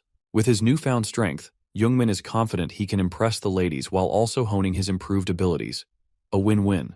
While flexing his newly developed muscles in front of his bathroom mirror, much like a teen after a New Year's gym session, Eden snickers at his creator's overconfidence. Youngmin, unable to contain his excitement over how well things are going, mockingly takes pity on Everton. He even claims to feel lonely because of his hero's mana ability. Eden, annoyed by this comment, threatens to take away all his powers to humble him. Suddenly, Youngmin's phone rings. It's Byung-jun, and Youngmin wonders why his master is calling. Upon answering, he's immediately hit with troubling news. The Academy has appointed Byung-jun as chief manager for the dungeon trip due to concerns for the students' safety. Youngmin, dumbfounded, struggles to understand why Byung-jun is being sent on what's supposed to be a low-tier dungeon trip. Thinking quickly, Youngmin offers to join the team. Byung-jun, naturally suspicious, asks why. After fumbling with his words, Youngmin admits that he wants to use Byung-jun's fame to enter the dungeon without an attacker's license, as he's not on the Academy roster. Byung-jun gets angry at Youngmin for trying to blame his dropout on him. Panicked, Youngmin refers to himself as a student eager to experience a dungeon for the first time. After some contemplation, Beomjun decides Youngmin is capable of clearing a low-level dungeon and agrees to his request, on the condition that they stick together. 1 week later, on the night before the dungeon trip, Youngmin lies on his bed, smiling as he informs Yuna and Taemin about his surprise involvement. They joke about him using connections or selling his soul to take part. Youngmin enjoys the light-hearted conversation, ending his night on a joyful note. Meanwhile, in a certain headquarters, a man in a red cloak surrounded by dark energy ponders how Yuna escaped their trap. He walks through the hall and enters a meeting room where 9 other cloaked figures sit around a round table. The council questions him about the preparations. He confidently states that the seeds have been planted in the lowest grade dungeon for when the academy lets its guard down. The conversation takes a darker turn when one of the council members warns the man, known as Number 10, that he'll be killed if he fails again. Determined to succeed, Number 10 vows to complete the mission. The council, in a rare moment of unity, cheers him on before breaking into a malicious chant, a sadistic orchestra that reflects their twisted ideology. The next morning, Youngmin arrives early at the venue, stretching to wake up his body. He doesn't remain alone for long as Saren arrives, greeting him happily. Both are surprised to see each other, not realizing they were going on the same trip. Saren explains she's there on a scholarship, crediting Youngmin for teaching her. Youngmin, however, can only think about how he now has another close friend to look after in the dungeon. While they catch up, Taemin and Yuna join them, excited to go on the trip with Saren and Youngmin. Taemin asks if Youngmin's involvement is legitimate, noting that dropouts weren't supposed to participate. Saren is surprised by this revelation, but Yuna explains that Youngmin now has a teacher. Curious, Saren asks who could rival the academy's teaching to make Youngmin drop out. Before Youngmin can answer, his sly old man of a teacher, Beomjun, enters the scene. The crowd erupts in cheers for the legendary adventurer, much to Youngmin's embarrassment. Worried about his friend's reactions, Youngmin hides his face, but Yuna notices Beomjun walking toward them. Panicked, Youngmin considers bailing but is too late. Beomjun greets him by his full name, embarrassing him further. Beomjun, enjoying his student's discomfort, insists Youngmin acknowledge him publicly. Flustered, Youngmin awkwardly introduces Beomjun as his master. After a brief pause, his friends finally process the situation. Saren is ecstatic that Youngmin is being taught by the best adventurer on the planet. Taemin, equally excited, wants to know how this fated encounter even happened, while Yuna feels a bit hurt that Youngmin kept this a secret from them. Their barrage of questions overwhelms Youngmin, who asks them to confront him one at a time. They soon board the bus and embark on their journey to the dungeon. Upon arrival, they enter the Night of Scream, where the contaminated magic power weighs heavily on everyone. Youngmin, however, is unaffected, as Hero's mana works overtime to shield him from impurities. As the students and professors cautiously explore the eerie forest, Taemin points out that Yuna never mentioned anything about a cave when she inspected this dungeon. Saren wonders if they took a wrong turn, but Yuna senses a bigger problem. Something feels off about what should be a low-level dungeon. Alarmed, she informs the professors about the strange vibe she's experiencing. The dungeon's level has changed, a highly unusual turn of events, which worries the group. Despite the unsettling circumstances, the friends try to enjoy the trip. Meanwhile, the insecure bully Yugil watches Youngmin from afar, seething with hatred. Yugil, muttering insults about Youngmin being a dropout, can barely contain his contempt. Unbeknownst to Youngmin, the system activates the Night of Scream storyline he wrote, catching him completely off guard. As the author, he struggles to remember the details, but is interrupted when a black aura emerges from the forest. Within it, a horde of zombified figures appears, chanting ominously. The professors and students are terrified. Even those who previously inspected the dungeon didn't encounter anything like this. Beomjun steps in, urging everyone to stay calm, but the zombie horde and the black mist close in, whispering their longing for warm bodies. This jogs Youngmin's memory of the Night of Scream story. Before he can explain, the professors draw their weapons, ready to fight. Youngmin immediately warns Beomjun not to attack the ghosts. Naturally, Beomjun demands to know why they should refrain from engaging the spirits. Youngmin agrees with Beomjun's caution, but points out that the ghosts aren't attacking. They're just wandering and repeating their longing for a heart. He emphasizes that if these ghosts wanted to attack, they could have already eliminated everyone because they are, after all, ghosts. Beomjun uses his adventurer's eye, a lie detector, to verify Youngmin's claims. Meanwhile, Youngmin debates whether to reveal that he is the author of this story. Ultimately, he avoids disclosing the truth and instead explains that he once read about a similar situation where attacking evil spirits cursed the protagonists. Despite this, one member of the group loudly accuses Beomjun of being influenced by baseless claims from his student. However, Beomjun, trusting his adventurer's eye, tells everyone to remain calm and stay on guard. This decision draws criticism from the group, with some questioning his title as the Father of Adventurers. Yugel, driven by jealousy, mutters that Beomjun is likely trying to recruit more students to boost his reputation. Beomjun, in no mood for nonsense, shuts him down with a sharp rebuke. However, the conflict escalates when the head of the swordsmanship department steps in to support Yugel. With a smug demeanor, the head mocks Beomjun for allegedly prioritizing his student's opinion over the safety of the group. He even accuses Youngmin of cowardice, questioning why he's so reluctant to approach the ghosts. Youngmin stands his ground, explaining that agitating the ghosts would lead to disaster. The swordsmanship head, unimpressed, dismisses Youngmin's reasoning as naive, labeling it as sending them to heaven. Before the situation spirals further, Beomjun intervenes. He calmly explains that dungeons don't always require combat to be cleared, and reminds the group of the curses tied to fighting vengeful spirits. This puts Youngmin at ease, and he sighs in relief, believing the situation is under control. Unfortunately, his optimism is short-lived. The swordsmanship head, unable to resist his desire to assert dominance, charges at the ghosts, wiping out the entire horde in a single strike. Youngmin's devastating scream echoes through the forest as he watches in disbelief. The swordsmanship head smugly claims this as an efficient solution and chastises Beomjun for delaying what he considers a simple task. Seeing Youngmin in despair, Beomjun reminds the swordsmanship head who is in charge of the dungeon, sparking another heated exchange. The arrogant instructor lashes out, accusing Beomjun of being swayed by a mere student. Yugel seizes the moment to quote Beomjun's own advice about suspecting everything in a dungeon. Beomjun quickly shuts down the argument, reminding everyone of the dungeon's golden rule: follow the leader's commands. As the bickering subsides, Youngmin receives an alert from the system about a change in the dungeon's difficulty due to the disruption of the original story's flow. Realizing the gravity of the situation, Youngmin steels himself for the now intermediate dungeon and prepares for what's to come. With the difficulty shifting from low level to intermediate, the ominous chanting of the ghosts changes from longing for warm bodies to an intense urge to kill. Some irrelevant side characters in the group dare to doubt Beomjun's orders not to attack, despite clearly hearing the ghosts blaming them for their traumas. However, not all of them lack awareness. One of the girls notices the fog thickening by the second. Beomjun discusses their next course of action with Youngmin, but Youngmin is primarily focused on surviving the unpredictable reactions of the ghosts. The Night of Scream transforms into the Night of Nightmare, due to one smug head of department succumbing to his emotions. The ghosts' resentments evolve into a raging intent to murder every living being in the forest, upgrading them from mere ghosts to vengeful evil spirits typically found in higher-level dungeons. The dismembered, broken limbs and unnervingly grotesque appearances of the ghosts amplify as their mournful cries shift into bloodthirsty chants. Witnessing the situation escalate so drastically, Yugel realizes he sided with the wrong teacher and collapses to the ground, paralyzed by despair.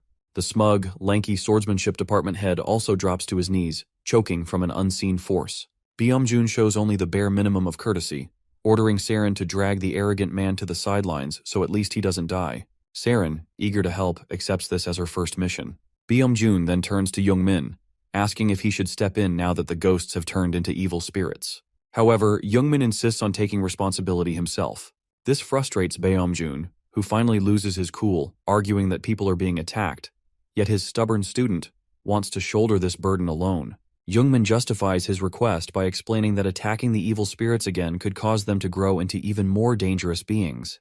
Despite his fears for his friends, Youngmin feels compelled to take charge because of his weeks of preparation and his sense of responsibility. After some consideration, Beomjun reluctantly agrees to let Youngmin handle the situation, but gives him a rare illusion ring to aid him.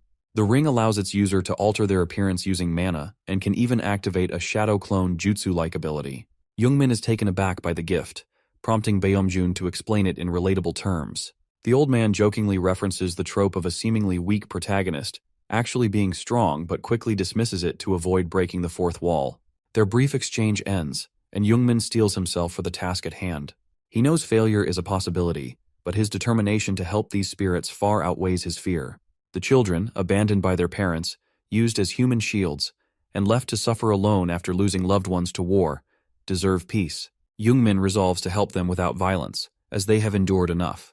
Using the illusion ring, Youngmin activates his immersion with Michelle Condor, a high-level character raised by the priests of a small temple. Michelle grew up to be a priestess, who saved countless children from resentment through revelations from the Lightbringer.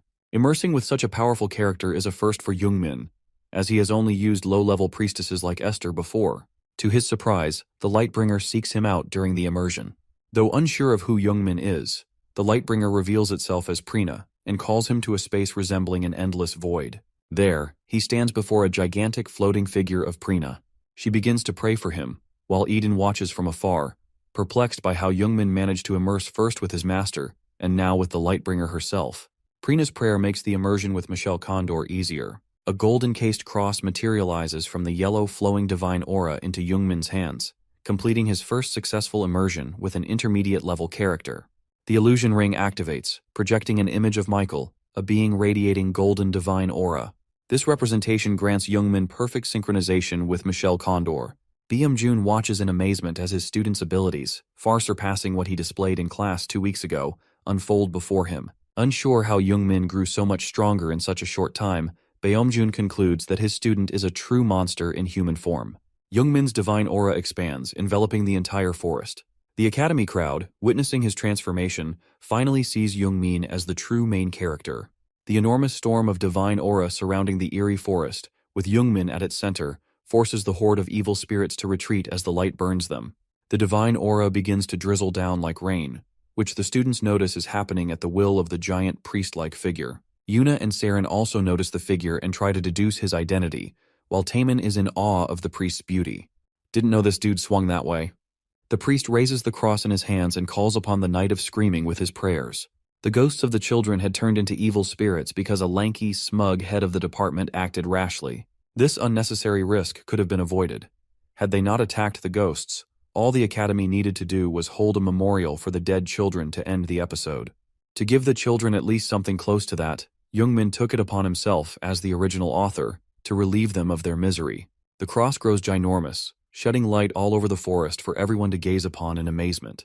Everyone wonders who could have achieved such a feat. Yuna, being perceptive despite the time she got cursed, notices the evil spirits crying. The children finally feel the warmth they longed for and vanish into thin air, turning into specks of golden dust as they finally find peace. The Night of Scream ends along with Youngmin's immersion, but because he exceeded the limits of what his body could handle, a severe backlash ensues. Youngmin begins to fall unconscious, and the system floods him with notifications all at once. Our boy leveled up, as did his skills, by 1. He also gained a new passive skill, Enhanced Mana System, along with increased stats because the character he immersed in broke his limiters. Since he is fully synced with the hero's mana, the maximum amount of energy he can exert has doubled as well. As Youngmin continues to fall, he permanently gains the protection of the Lightbringer for completing the Night of Scream in a hidden way. Byung-jun catches him before he hits the ground, and his 3 friends circle around him in worry. Byung-jun knows that unleashing such an insane amount of mana in a short span must be draining for a noob like his student. While trying to assess the situation, Youngmin coughs up heaps of blood, causing panic. He is rushed to the hospital with a few recovery potions administered along the way. Before they can begin the escort, dark energy arrows spawn from the forest soil and shoot toward the group. Byung-jun notices them in time and nullifies the damage, but their mere existence is a hindrance due to Youngmin's condition.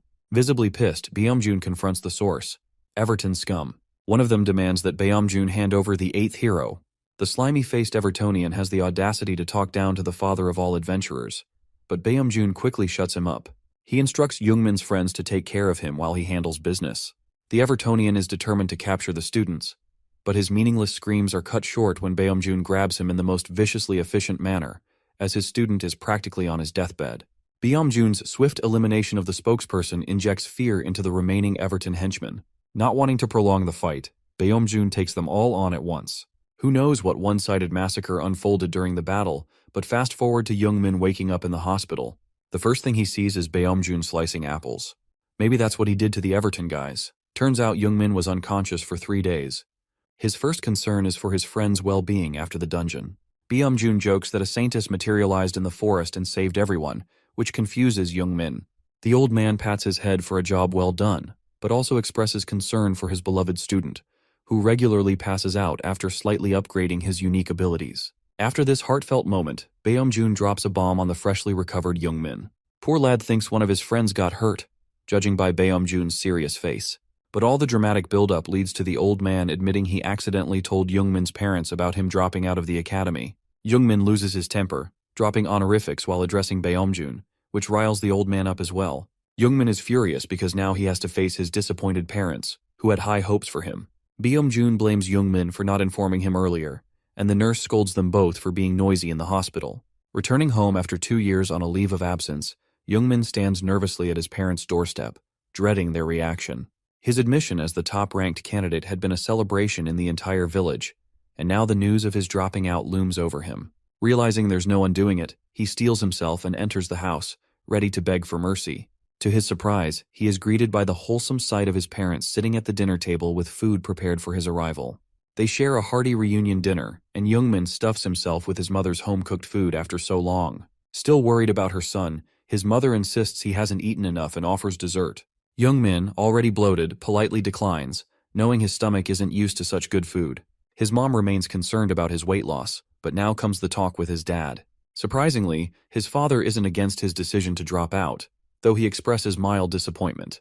Jungmin had worked hard to earn the top rank, but his father is just glad he changed fields before getting hurt in a dungeon. Not expecting such an anticlimactic reaction, Jungmin is left speechless. Before he can process it, his mother informs him about a dungeon materializing near the village 2 months ago. She suggests he find a safer job, and his father warns him to be careful. Jungmin realizes this dungeon appeared at the same time his novel was published by the world system as Towers. This makes him painfully aware that it is his fault his parents are now living near a dangerous dungeon. Inspecting the area where his mom said the dungeon appeared, Jungmin strolls around the forest to locate it. He uses his newly learned Academy's advanced skill, Detection, to double the range of spotting an anomaly than normal. A sudden burst of information startles Jungmin, but Eden is there to calm him down in his own older brother kind of way. He reminds Jungmin of the new skill he unlocked after clearing Night of Scream, Enhanced Mana System. While Jungmin thinks he underestimated the radius of his detection, estimating it to be around 1 kilometers, Eden bursts his bubble by scaling it below average because scanning a mountain is much more mind-blowing. Jungmin tells the arrogant swordsman that they are not on the same level, and moves on with his search. Searching through the bushes, Jungmin finally comes across the entrance of the dungeon. A huge black hole surrounded by red lightning welcomes him inside, but is surprisingly a low-level dungeon. Jungmin says out loud what everyone is thinking. It is much too horrifying of an entrance for a low-level dungeon.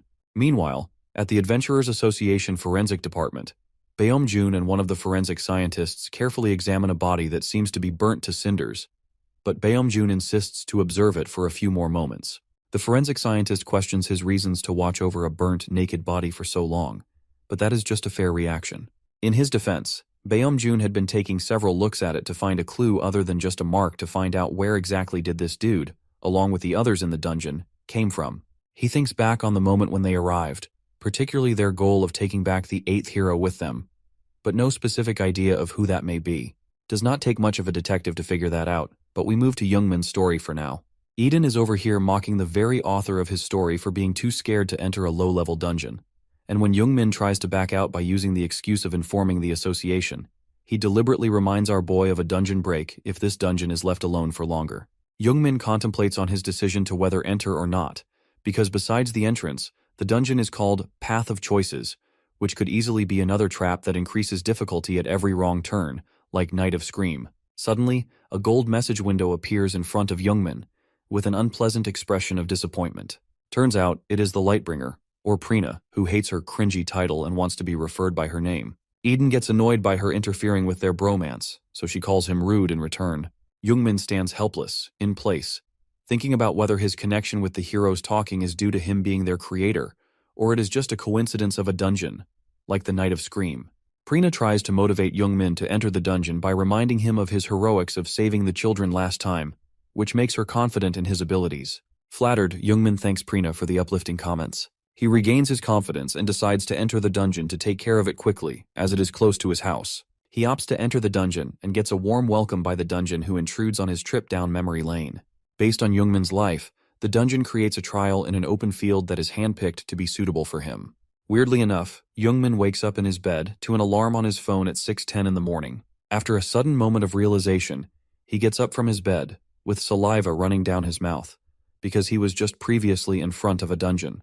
He looks around his room and finds his schedules from around the time he was in the academy. Not sure if he is more surprised to see that, or that the month-end assessments are approaching. But he manages to connect the dots that he has somehow slipped back into the past. He once again receives a notification that Path of Choices is intruding in his past and memories, and then gets shifted to another point in time that he has already experienced.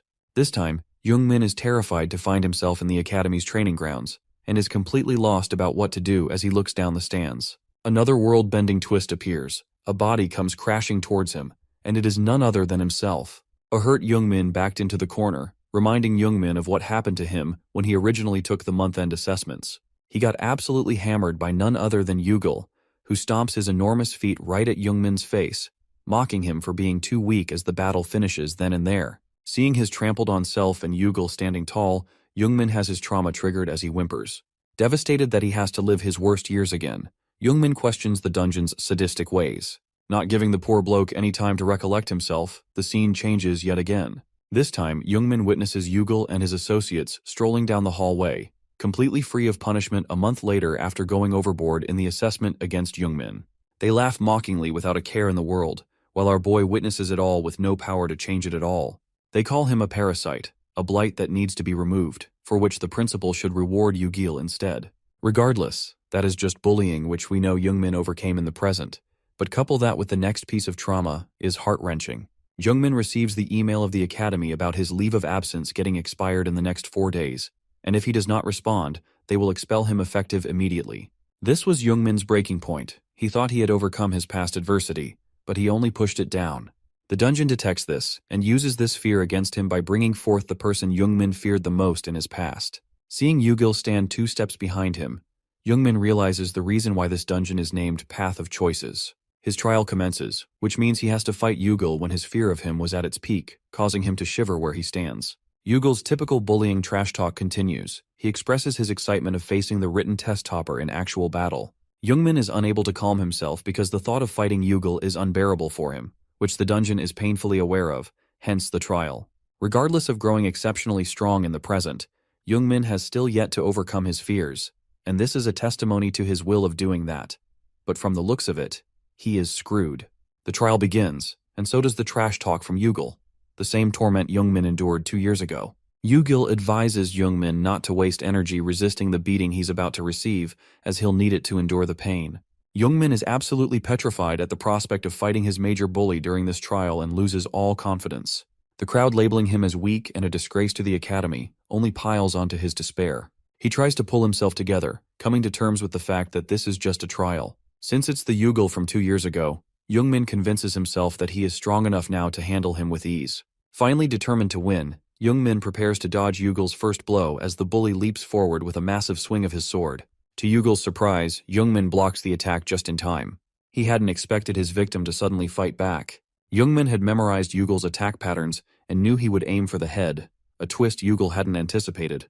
This only hypes him up more as he continues to trash talk, adding fuel to Jungmin's fire. Now fully determined to knock some sense into his bully, Jungmin prepares to unleash immersion, intending not to hold back. However, the battle isn't short on plot twists.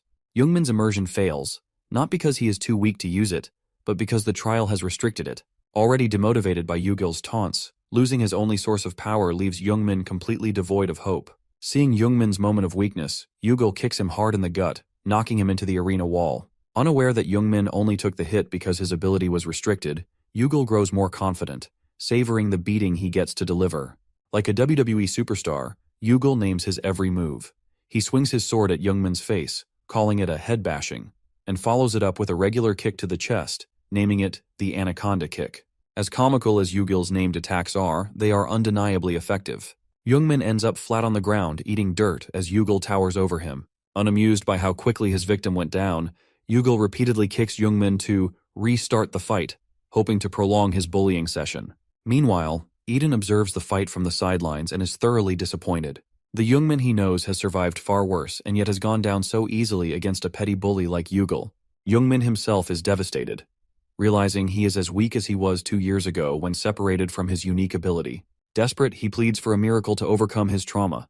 His prayers are answered when Eden speaks up, blatantly reminding him of the many feats he has accomplished so far. "You literally came back from the dead in the first tower," Eden scolds. "So how does the trauma of being bullied overpower you now?" He also rubs salt in the wound by pointing out that Jungmin essentially lost to his imagination, calling it pathetic. Though annoyed by Eden's arrogance and insensitivity, Jungmin knows he's right. Ironically, Jungmin had created Eden's character as a representation of his struggle against reality, a hero he could take refuge in. Revisiting his struggles, Jungmin finally gathers the courage to stand back up, determined to prove his hero wrong by silencing the trauma that is Yugel. Seeing his victim rise after such a brutal beating shocks Yugel. Confused by Jungmin's seemingly nonsensical resolve, Yugel leaps forward to shut him up once and for all. However, he underestimates that this is a turning point in Jungmin's character development arc, and Yugel is just a stepping stone. Anticipating the attack, Jungmin smacks Yugel in the chin with his sword, sending the bully flying. Now fully locked in, Jungmin strikes a heroic pose, one reminiscent of the hero he once wrote, and prepares to finish the simulation. Eden cheers him on from the sidelines. Meanwhile, Yugel, clutching his bleeding mouth, grows more serious. Determined to crush Jungmin's confidence, Yugel taps into his mana reserves to unleash his ability, Stealth Sprint. Fading into thin air, Yugel uses a smokescreen to attack Jungmin head-on without being seen. Though Jungmin avoids any fatal blows, he struggles to anticipate the direction of the attacks. Before he can regain his balance, Yugel appears beside him in an instant with an afterimage and mocks Jungmin's inability to counter him. Realizing his naked eyes are useless against such an opponent, Jungmin calms himself and activates the Academy's advanced skill to predict Yugel's next move. With the added effect of his passive ability, Enhanced Mana System, Jungmin senses Yugel's presence right behind him and blocks the incoming strike with perfect precision. Yugel is bewildered. Seeing his trump card thwarted so effortlessly by someone he considers weak forces him into denial. He goes for a second strike, convinced the first was a fluke. But the projection of Yugel cannot simulate Jungmin's growth over the past 2 years. Jungmin blocks every strike with ease, frustrating Yugel further. Each failed attack chips away at the bully's confidence until he begins questioning the very existence of his once helpless victim. During one clash, their weapons resonate, and Yugel realizes he is outmatched. Within Jungmin, he senses the overwhelming presence of Eden. This momentary distraction is all Jungmin needs. Seizing the opportunity, he gets behind Yugel and strikes him down in one decisive blow, leaving him incapacitated. The tables have turned. Jungmin now towers over a defeated Yugel, who seeks answers to his overwhelming strength. Jungmin's only response is a declaration. Yugel's days of bullying are over. With this, the trial ends, and the dungeon dissolves. As a reward for overcoming the trial, Jungmin gains a peculiar advantage. The real Yugel will now shiver in fear whenever he sees Jungmin. Whether or not that's fair is debatable, as it was merely Yugel's projection that lost. But Jungmin will take the victory regardless. Jungmin achieved 2 major milestones during his visit to his parents. He overcame one of his biggest traumas and got to see his parents genuinely pleased with him. However, he is definitely more thrilled about finally defeating his bully, even if it was just a projection. After bidding his parents farewell, Jungmin boards the bus to return home. He opens his laptop to catch up on the latest news in the city, no longer having to worry about the dungeon break. He discovers his dungeon reward on the laptop and eagerly accepts it, only to find that it is none other than his novel. More precisely, it is the opening of Age of Destruction, which has been classified as a lowest class noble phantasm, growth type. It comes with the effect of retrieving information, meaning it can supply Jungmin with detailed information directly to his brain whenever he wills it, accessible only to him. However, there's a catch. Jungmin isn't granted full access to the information immediately, even though he is the author.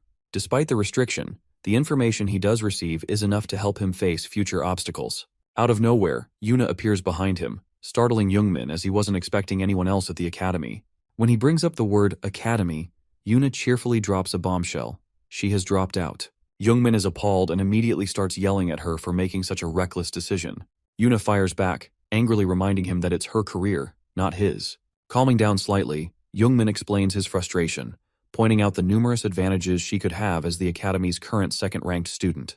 Their bickering is interrupted by Taemin, who casually announces that he too has dropped out of the Academy. Unlike Yuna, he shows no regret, grinning from ear to ear. Jungmin is left completely baffled, trying to understand why the Academy's top students would make such decisions, while Yuna excitedly dreams about the fun adventures and studying they can do as a trio. She also reveals that a certain Mr. has permitted them to use the training room. Jungmin immediately knows who she is referring to and reminds her to call him Master when he is around because he prefers it. Yuna is confused, as the old man seemed fine with being called anything. Taemin adds to Yuna's praise, saying the man was kind and even complimented their strong foundations. Hearing all this praise about Baeomjun, Jungmin grows irritated, as his own experiences with the old man have been less than pleasant. Taemin, however, is excited to train together with Jungmin. Amid this discussion, Jungmin realizes he hasn't seen Baeomjun since returning. Meanwhile, at the Adventurers Association Forensic Department, Baeomjun is in his office, fielding calls about random individuals caught drawing magic circles supposedly for summoning the devil. He is irritated by the increasing frequency of these superficial cases, which are quickly becoming a major issue. The magic circles bear a striking resemblance to the tattoo found on a burnt corpse he investigated earlier. One of the attackers from the dungeon, Byung-jun, begins connecting the dots between these symbols, the eighth hero and the devil, all of which appeared after the 7 new towers manifested. Like a modern Sherlock Holmes, Byung-jun orders his team to continue investigating these symbols while he delves deeper into their origin. Unaware of the brewing storm, Youngmin is out shopping at an artifact department store after earning a hefty profit from trading potions. His shopping spree is interrupted by an agent who congratulates him on awakening a unique ability. The agent is Jang Ji-won, the scouting team leader of the Heavenly Mansion Guild. He approaches Jungmin with an offer to join the guild, mentioning Yuna's name in the conversation. Jungmin politely accepts the business card, suspecting Yuna had a hand in this. Jungmin's suspicions are confirmed when Jang thanks him for looking after Yuna. While Jungmin knows it's the other way around, he doesn't argue. Having a guild leader speak to him so politely is still a surreal experience. Jang even offers positions for both Jungmin and Yuna once they obtain their licenses. Jungmin politely declines, explaining that he doesn't want to be a burden on the guild as a friend hire, rather than a recruit based on merit. Disappointed but understanding, Jang leaves, though an ominous aura lingers as he turns the corner. Jungmin, blissfully unaware, continues shopping, deluded by the thought that his genius is the reason for the offer. Eden quickly deflates his ego, reminding him of the actual geniuses who would be offended by his self-proclaimed status. However, Jang, who walked away calmly, collapses around the corner. His unique ability, Eye of the Truth, had failed repeatedly during his interaction with Jungmin, leaving him shaken.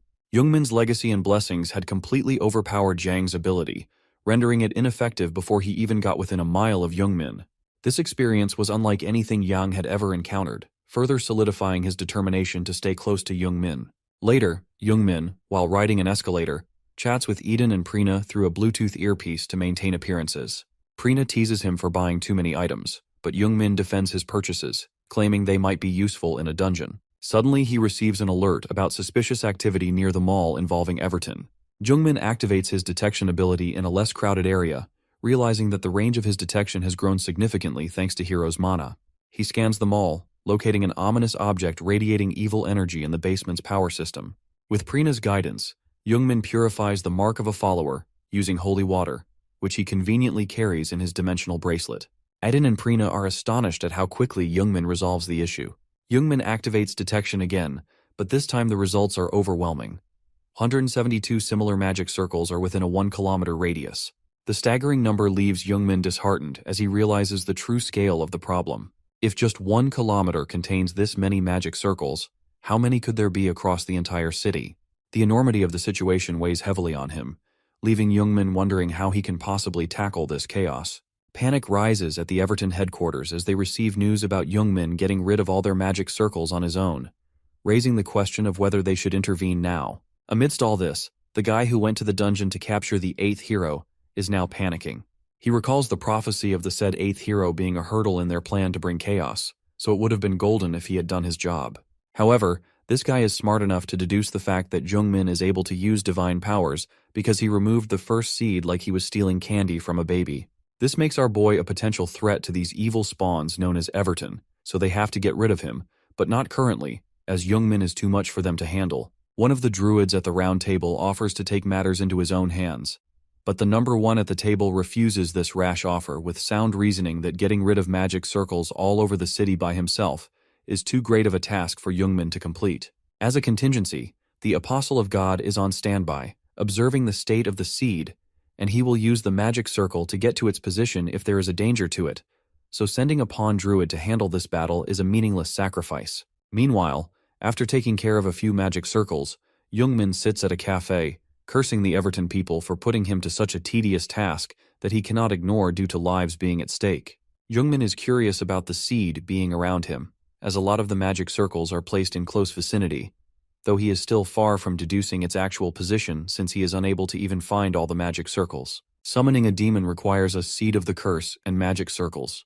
The seed is then planted into a human with mana to act as a vessel for the demon to be born in.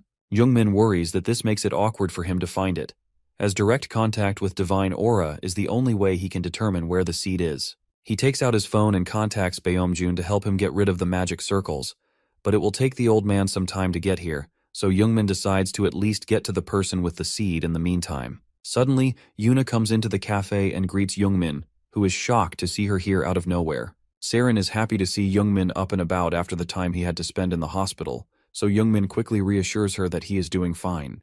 Moving past the formalities in an instant, Youngmin asks Saren how she knew where he was. It turns out she spotted him from the road as she was out on a stroll, definitely not a subtle coincidence that will lead to something major in a bit.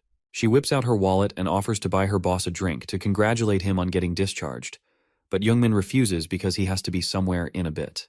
This wholesome reunion takes a dark turn when Youngmin notices a glimpse of Saren's heart being chained by the seed. He hears two distinct heartbeats, indicating that there is an abnormal flow of mana nearby. Youngmin is quick to figure out that there is another curse around him, just like with Yuna. He immediately asks for her hand, not for marriage, but to check if the curse is placed on her, which he confirms after a sudden shock is felt by the two as soon as they come into contact. Saren dubs this as much more than just a static shock, which is quite believable with her strong reaction. Her hunch was right, unfortunately, as this was caused by her being cursed, which rejected the divine mana in Youngmin. He immediately tries to connect the dots of when she could have fallen to the curse, and ends up with the time they went to the dungeon, which would mean the seed in Saren has already matured. The part of his novel that he received earlier helps him search for information about the seed of the curse at its highest stage on an intermediate level of difficulty. It is the perfect condition for the demon to be summoned. However, there is a brief window before it could be fully completed, as the seed has yet to merge with Saren's mana core, making it possible for Youngmin to remove it fairly easily. With this information, Youngmin's face is brimming with a confident look, because he does not have to fight the final boss in his current state, going as far as cursing Everton because he got away with foiling their plans again. Saren thinks her boss is laughing at her pain like a sadist, and her worries double after he requests her to experience the same pain once again, in exchange for a treat he can give her later, as divine mana flows out of him with a smug smile on his face. Saren gets progressively worried about what is about to happen to her, while Youngmin begins his immersion with Michael Condor to remove the seed before it stabilizes. Of course, every predicament in this story has a series of hurdles before it is solved, and the hurdle for this one arrives right at the nick of time. A guy in a suit enters the scene to crush Youngmin and his hopes of victory, which is indicated by his demonic smile and a very typical villain entry by smashing an entire wall of the cafe instead of taking the door. Eden and Prina are worried for Youngmin as well as curious about what just happened. Youngmin tries his best to cover Saren in an attempt to protect her, and when the dust settles, he confronts the guy in the suit for interrupting his rescue mission at the wrong time. With one hand in his pocket and the other shaped like a claw, the guy in the suit presents himself as a representative of Everton, who is here to stop Youngmin from being a hindrance to their plans. He immediately goes ahead with what he came here to do, but before he can strike our boy with his superhuman speed, he gets blindsided and punched to oblivion by Beomjun, who arrives on the scene like a true master protecting his apprentice. He screams at the guy in the suit, whom he knocked over a mile away, giving him potential brain damage, for even staring at his apprentice in a funny way. Youngmin is pleasantly surprised to see Beomjun drop by at the exact moment he needed him, because the corporate world thought his work today was not that important. Beomjun asks Youngmin if he is alright, which our boy reassures him of, but instead of getting to land a hand, Beomjun tells him to hide away for safety. While they try to figure out the next course of action, the guy in the suit menacingly gets up and walks nonchalantly from the smoke, fixing his broken neck like he's putting together a Lego figure. With the same menacing smile on his face, the guy in the suit commends Beomjun's punch, which would easily cripple an ordinary S-class adventurer, just so he can put his level on the scale. He mocks Beomjun for helping Youngmin in battle again, treating this as a mere hindrance. Beomjun is terrified, something you do not see often, that the guy whose neck he definitely broke is walking towards him like it's just another Tuesday. The guy in the suit finally introduces himself, respectfully, as the father of all adventurers stands in front of him. His name is Amol, an apostle of Satan. Before the two of them can process this level of insult, he quickly moves towards the next part of the plan. All the magic circles in the city amount to 1,048 in total, and they start resonating simultaneously throughout. Youngmin quickly turns towards Saren to at least get rid of the seed in her, but all he finds is black mist where she was knocked out. He looks around in panic to locate her and finds her curled up like an infant waiting to bloom in the sky, covered and entrapped by some sort of black, evil-looking circle. He calls out to her, but to no avail. After Amol successfully gains a grasp over Saren by distracting Beomjun and Youngmin with his astonishing superhuman skills, he then educates them on the thing that a demon likes the most: fear. Unlike the fear that Batman evokes in his enemies by beating them to the brink of death, this is fear that naturally exists in humans. The many magic circles across the city emanate huge rays of black light that reach the skies, making them visible even to a regular passerby. A little boy, out with his mother, is unfortunate enough to witness them. Instilled with fear, he turns to his mother for reassurance that the sky turning black is not a bad omen. The beams turn into red pillars that converge at a point in the sky, halting movement in the citizens as they gaze upon this unknown phenomenon. One of them has the smartest question of all. Should they not run away from this mess? But peer pressure is what stops him from doing so. From afar, the pillar's formation seems like a cage that has entrapped the city, and from its center, a black hole emerges. Before people can react to this otherworldly event, every single one of them starts to have their souls sucked away. Screams of excruciating pain echo through the streets as each soul is stripped from one person after another. The collective souls all flow toward the giant black hole in the sky. Jungmin notices the pool of blood-red souls flying off in the distance, realizing that the manaless people are being victimized to turn Saren into a demon as those souls flow into her body. He prepares to get rid of the seed inside her, but a mole detects his ambition and stops him right then and there. To rid our boy of hope, he raises his claw, metaphorically indicating that he has Saren in his grasp, which is why Jungmin is too late to be the hero now. Instead, he must count down the seconds until the demon is summoned. All the souls come rushing towards Saren as a mole clenches his fists, as if commanding them, and the emergence of the demon begins right behind him in the most glamorous manner possible. As heinous as this build-up to the demon's summoning is, Baeomjun ruins the vibe by straight-up dropping an F-bomb at a mole for playing the role of a villain in the most exaggerated way possible, despite having significantly aged far too much to be acting like a child. He disses Amel's behavior, calling it the same as a cringy novel, which hurts Jungmin more than it hurts Amel, because it is his novel in the first place. Unknowingly, Baeomjun triggers Amol as well, who immediately switches gears to the extreme. He leaps at Baeomjun with the intent to kill while revealing that he has knowledge of every power Baeomjun is hiding, and that he will need them in this battle. Baeomjun is rather impressed that entities know about his trump cards, but is sure that he will not need them to win this one. The two clash fists, but Amol is repelled back by a yellow energy barrier created by Baeomjun. In this moment, Jungmin has the chance to get rid of the seed inside Saren since Amel was dragged into battle by his master. However, before he can even take a step forward, he picks up on a smell that reeks and notices a thick, black fog surrounding the area. Writing from his novel rushes into his brain. The moment a demon was born, heroes like Eden and the others trembled amidst the reek of decaying corpses and blood. Jungmin finds himself in the same situation he wrote in the novel. The demon's first appearance causes him to freeze in place. He quickly turns around to catch a glimpse, only to be fixated on the sight of the figure in front of him. It is Saren, but a more mature, demonized version of her, staring him down menacingly, completely devoid of any emotions upon seeing her dear boss. Jungmin realizes that this is entirely his fault, because he wrote that novel, so he makes a desperate attempt to call out to Saren, but he receives a very cold reply. She is completely unaware of who this person in front of her is, and this absolutely devastates our boy. What cuts him even deeper is how unrecognizable she has become. Her voice sounds otherworldly, like two metals scratching against each other, exactly as he described the demon in his novel. Finding himself in a predicament that seems impossible to resolve, he further realizes that a human turning into a demon is an irreversible process. Memories of the cheerful Saren, who always looked out for him, come rushing before his eyes as he contemplates putting her down for good. Tears start falling as he deems it necessary to take down demon Saren to prevent further casualties. He grits his teeth, unwilling to go through with this, and calls forth his immersion. The spark of divine mana flowing into him causes demon Saren to frown, as it stings her just like before. In the next instant, she finds herself caged in a holy barrier where she will now be judged in the name of God. The priest Jungmin immersed into before comes forth and activates the judgment on demon Saren, pushing forth holy light that passes through her body. Those rays of light cause demon Saren agonizing pain as she screams at the top of her lungs, writhing all over the place as it becomes more unbearable for her. The divine spell is directly destroying the demon that has taken over Saren, an attempt by Jungmin to potentially save the Saren we all love. In the name of God, she has been judged. The demonic energy from within her shrieks in pain, her mutated body writhes in agony. Jungmin is moved to tears. Blood runs from his nose as he proceeds to sacrifice a dear friend for the greater good. The process comes to a halt. A smokescreen fills the surroundings as Jungmin presents his sincere apologies to Saren. The dust settles, and in between forms a shadowy figure, one that snatches away Jungmin's final attempt to save Saren. It is the demon herself, unscathed from the spell but enraged all the same. She endures the pain and gathers her balance, targeting her anger at her former boss, who put her through excruciating pain just a moment ago. Hesitation is foreign to this demon as she leaps ahead in a grabbing motion toward Jungmin, leaving him no room to react. He is still unable to comprehend the failure of his divine spell and gets caught up in an explosion strong enough to distract Baeomjun from his battle against Amol. Worried about the kids getting caught up in that explosion, Baeomjun turns away from Amol in concern. Unbeknownst to him, one of the kids is now an anti-life demon who caused that explosion.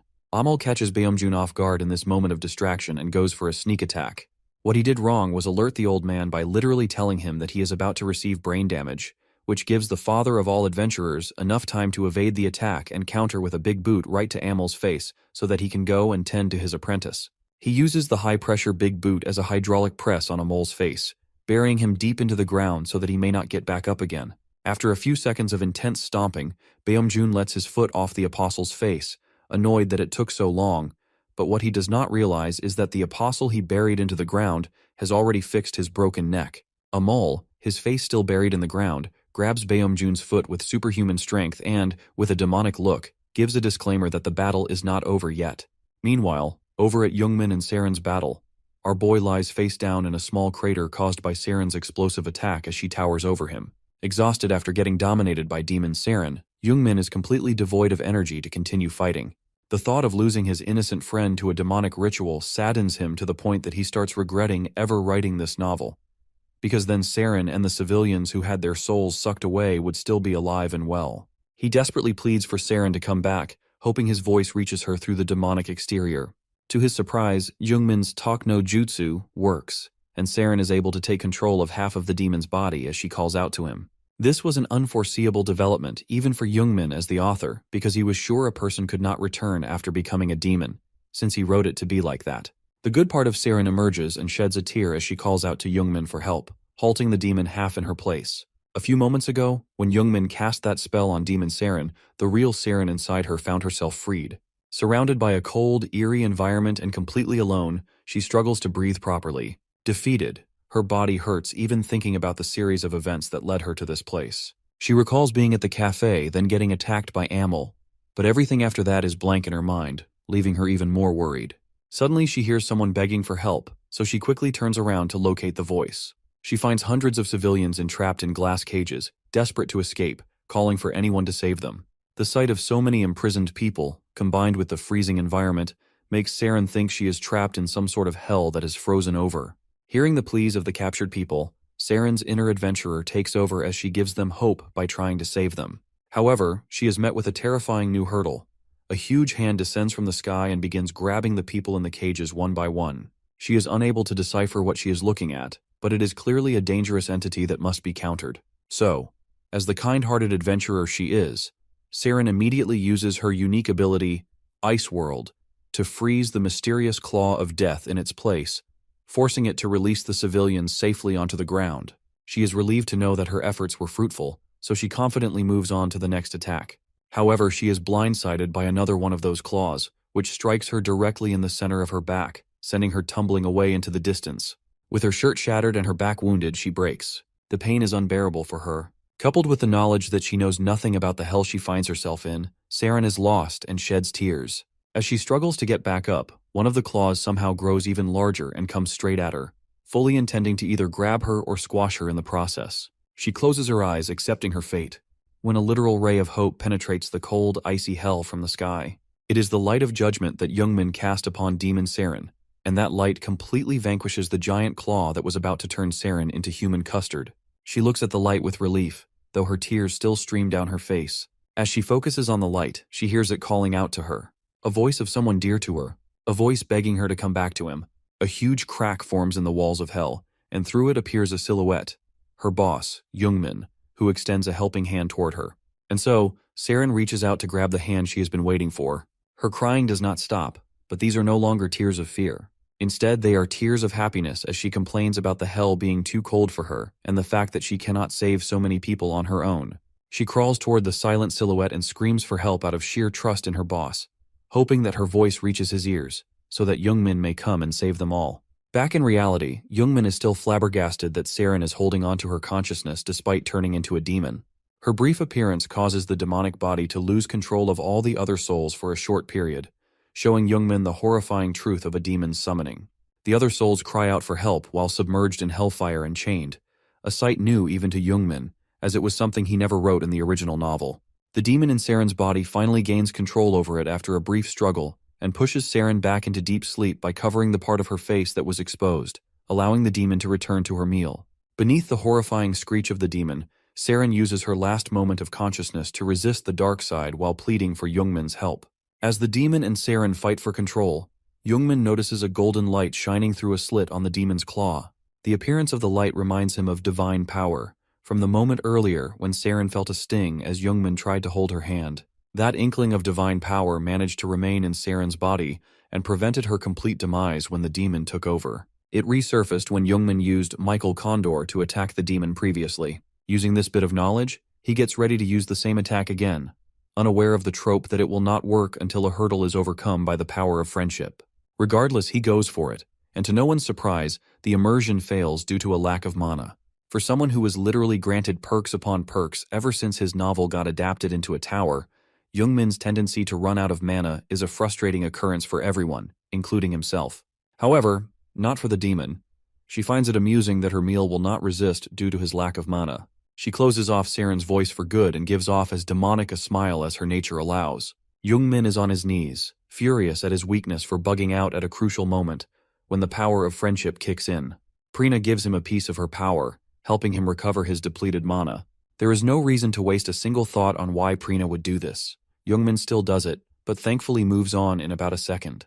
Gaining enough mana to use immersion again, he activates it and calls forth Michael Condor, who immediately starts chanting his spell even before leaving the golden cross chamber of his.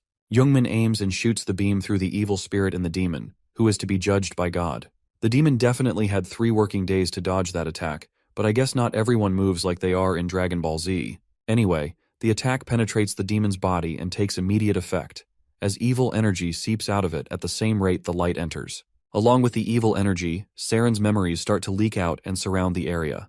Youngmin looks at them and realizes the struggle she went through while being overtaken by a demon. She was still an adventurer. Despite being scared for her life, she helped the people caged alongside her. Lost in his awe of her heroics, Youngmin lets his guard down, and the demonic energy takes this chance to devour him as well. A few moments later, he wakes up in the same icy hell where Saren is trapped. Looking around, he finds Saren in the grasp of a bony claw, being taken toward the sky in that place. Youngmin thinks quickly on his feet and starts running, calling out her name in the hopes that Saren will wake up. Thankfully, she regains consciousness just in time for the dramatic hand-grabbing moment when Youngmin barely catches up to her and takes a leap of faith, stretching every fiber of his muscles to reach her hand. This moment acts as a catalyst for the divine energy residue left in Saren to activate and glow all over the place, leaving even her shocked. The divine power comes crashing down upon the demon, separating it from Saren as she falls out, unconscious but graceful. The demon screams in agony, resenting Youngmin's actions as her body begins to bubble up. The pain is unbearable as she struggles to hold her form together. Unfortunately for her, it eventually breaks apart after Saren's real body fully departs from the demon's control, scattering the souls of the civilians across the city. Youngmin is relieved that his plan worked, so he immediately goes to check on Saren. He places a finger under her nose and finds that she is breathing normally, just unconscious. A few steps away from them, however, is a giant blob of evil energy, the final remains of the demon without a body. Youngmin keeps calling it ugly in his head, which the demon presumably hears, hence why it demands its body back from Youngmin. To no avail, unfortunately. So the demon's next course of action is to take out all its frustrations on none other than our boy, and it jumps straight at him, either to devour him or take over his body to avoid the ugly allegations. It gets mere millimeters away from Youngmin, who stands there like a statue, awaiting his demise with closed eyes. Fortunately for him, he has the power of friendship on his side. Yuna emerges right at the nick of time. She zaps the giant blob of a demon with an electric blast from her hand, thwarting it away and causing an explosion upon impact, creating a smokescreen. With a heroic pose, she turns back toward a relieved Youngmin and expresses her concern about whether she was too late. But with the confident smile on her face, she already seems to know the answer. Yuna's sudden arrival on the scene turns Youngmin's final moments into round 2 with the demon. He is curious about how she was there at the exact moment he needed a miracle, which turns out to be because of the many souls across the city flying over to the bodies they belong to. She then demands updates on the situation, as if an entire city with a blood-red environment and souls flying around has happened before. She notices Saren fainted away from the battle and drops her guard out of worry for her. The demon sees the moment and tries to get back at Yuna for attacking it, but she is quick to react as she immediately activates her unique ability. The rate at which she can calculate the dimensional interference, then go through a singularity and property transformation, along with the transmission of waves to set the coordinates to materialize her attack that splits the demon in half, is extraordinary. She claims that the demon's sudden attack scared her, yet she still managed to pull off extreme measures in a split second. However, to her surprise, while the attack halted the demon, it seems unaffected by it. In fact, not only is it still alive, but it has also grown in size after regenerating its blob-like appearance. While Yuna is stunned by this phenomenon, Youngmin deduces that the demon is using mana to regenerate, and figures out that an attack capable of disintegrating the demon faster than its recovery rate is needed. The problem he faces, however, is finding the person who can generate such an attack. The demon seemed unfazed at first, but even it cannot function properly without a body, and that regret gets to it, actually shedding a tear at its own incapability. The demon looks around in desperation and pinpoints Amol, who is currently busy in his battle against Beomjun. With no care for Amol being its ally, the demon just straight up gobbles him up entirely to regain a powerful body. It is successful in doing so, giving Amol nothing but a void that devours him as the last sight he sees before his demise.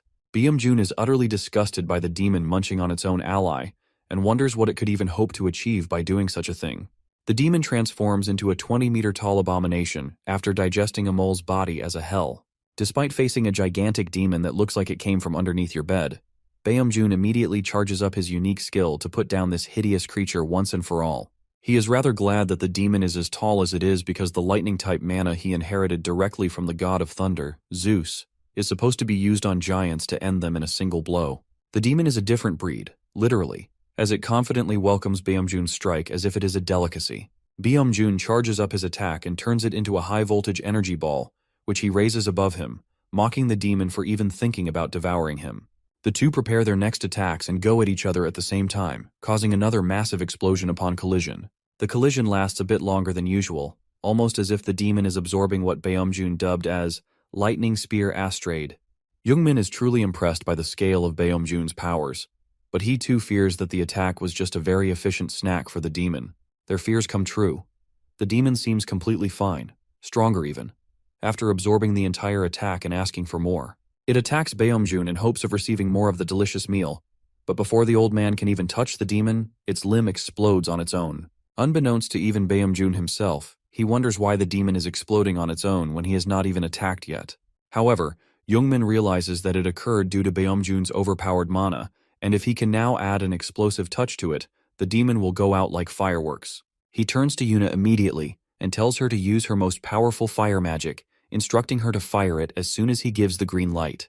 Without a moment's thought, Yuna agrees and prepares her attack in an instant, giving Youngmin a reality check that he should thank God more often for making the top student at the academy his friend. He then uses the magic bracelet on his wrist to fire up the most probable noble phantasm from his novel.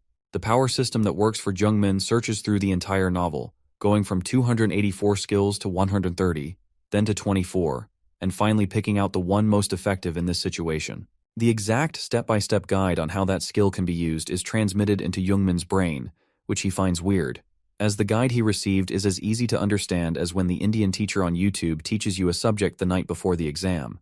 The skill is one of Michael's greatest works, called Harmony of Power, and with the 30% mana left in his tank, Youngmin dares to go for it, which may end up killing him yet again.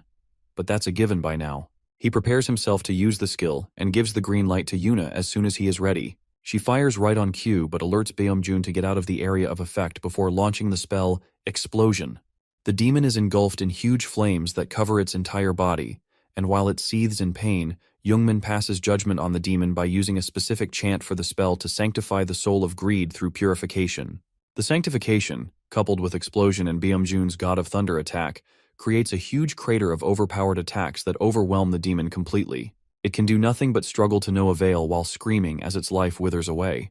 Yuna is more shocked to see the skill Youngmin just used than to see a demon disintegrating into nothingness. With its final pleas and cries of wanting to live, the demon passes away, and so the seed of the curse is purified along with the demon's mind, its existence ceasing entirely. Youngmin's immersion is yet again stopped by force rather than him turning it down, and Beomjun once again worries about his student collapsing after displaying such a high-level attack, which is clearly well above the grade his body can handle. He rushes to check up on him but finds him completely fine as Youngmin responds to his call in an affirmative manner, Instead of asking how, Baeomjun just violates our boy by asking why, as if he wanted his worries to come true. Seeing his teacher stressed, Youngmin also gets curious about how his inevitable collapse has not happened yet, even though he has used immersion thrice now.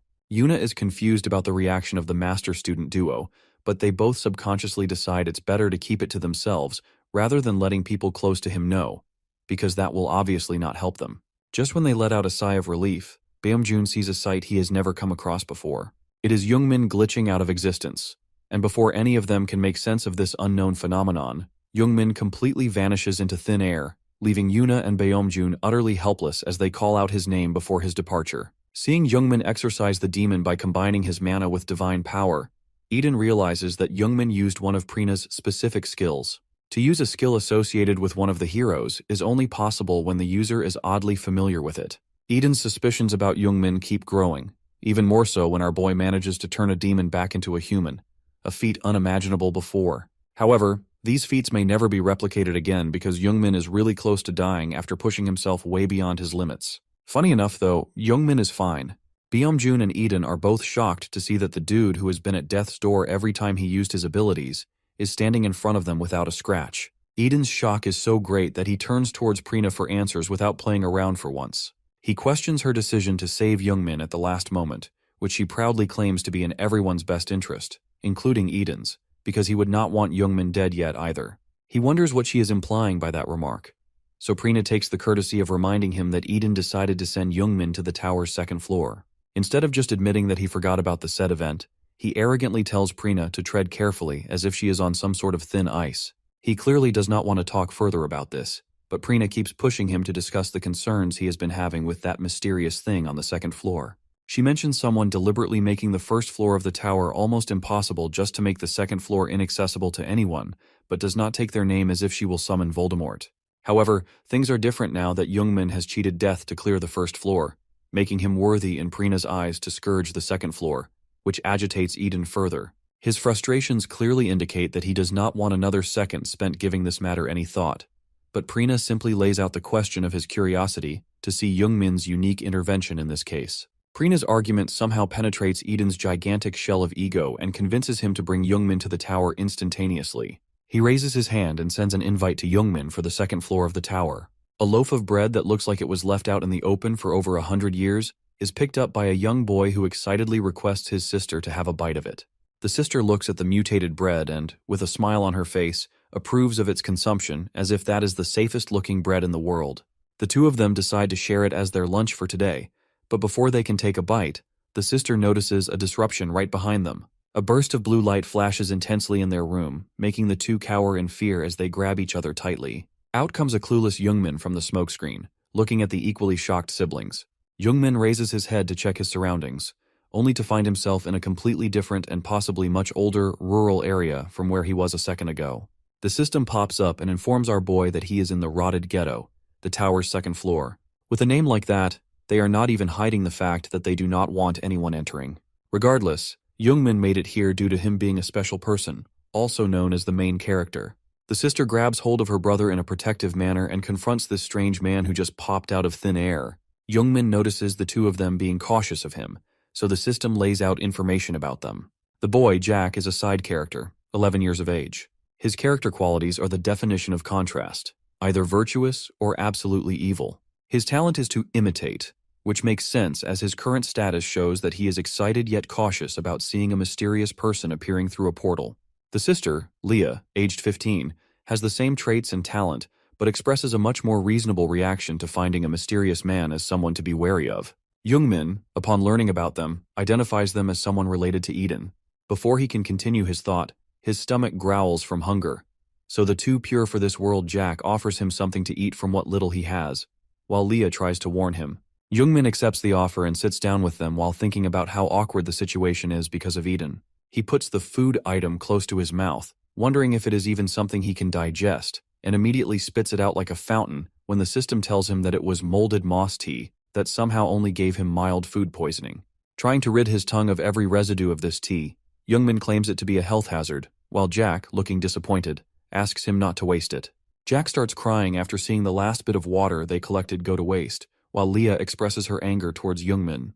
Our boy apologizes for this mishap and compensates the two of them by presenting them with the most tender-looking steaks on the pan by cooking them live. The siblings are excited for two different reasons. Jack cannot wait to dive into the steaks, while Leah is surprised to see Youngmin whip out meat from his bracelet. Regardless, the two quickly start gobbling the meat down their throats without caring about how hot it is, which surprises Youngmin. He reassures them that there is no need to hurry as he has more in the bag. Leah, trying to be respectful and considerate, refers to Youngmin as Mr. and offers him to join in. But all our boy takes away from that is the fact that he got called Mr., despite only being a university student. Finally, he addresses the loaf of bread that looks like a radioactive substance and tells the kids off about ever eating it again. He then changes the topic to their living conditions, considering it's just them in such a run-down state. So they inform him of some other guy who used to be here as well. Youngmin wonders if they are referring to Eden, but Jack mentions someone called Pable, who occasionally comes to play with them. This name rings a bell in Youngmin's mind, but seeing his reaction, Leah gets suspicious of him and questions his intentions in gathering this information. He tries to defuse the situation by claiming that it is just out of worry and that they should just focus on filling themselves up.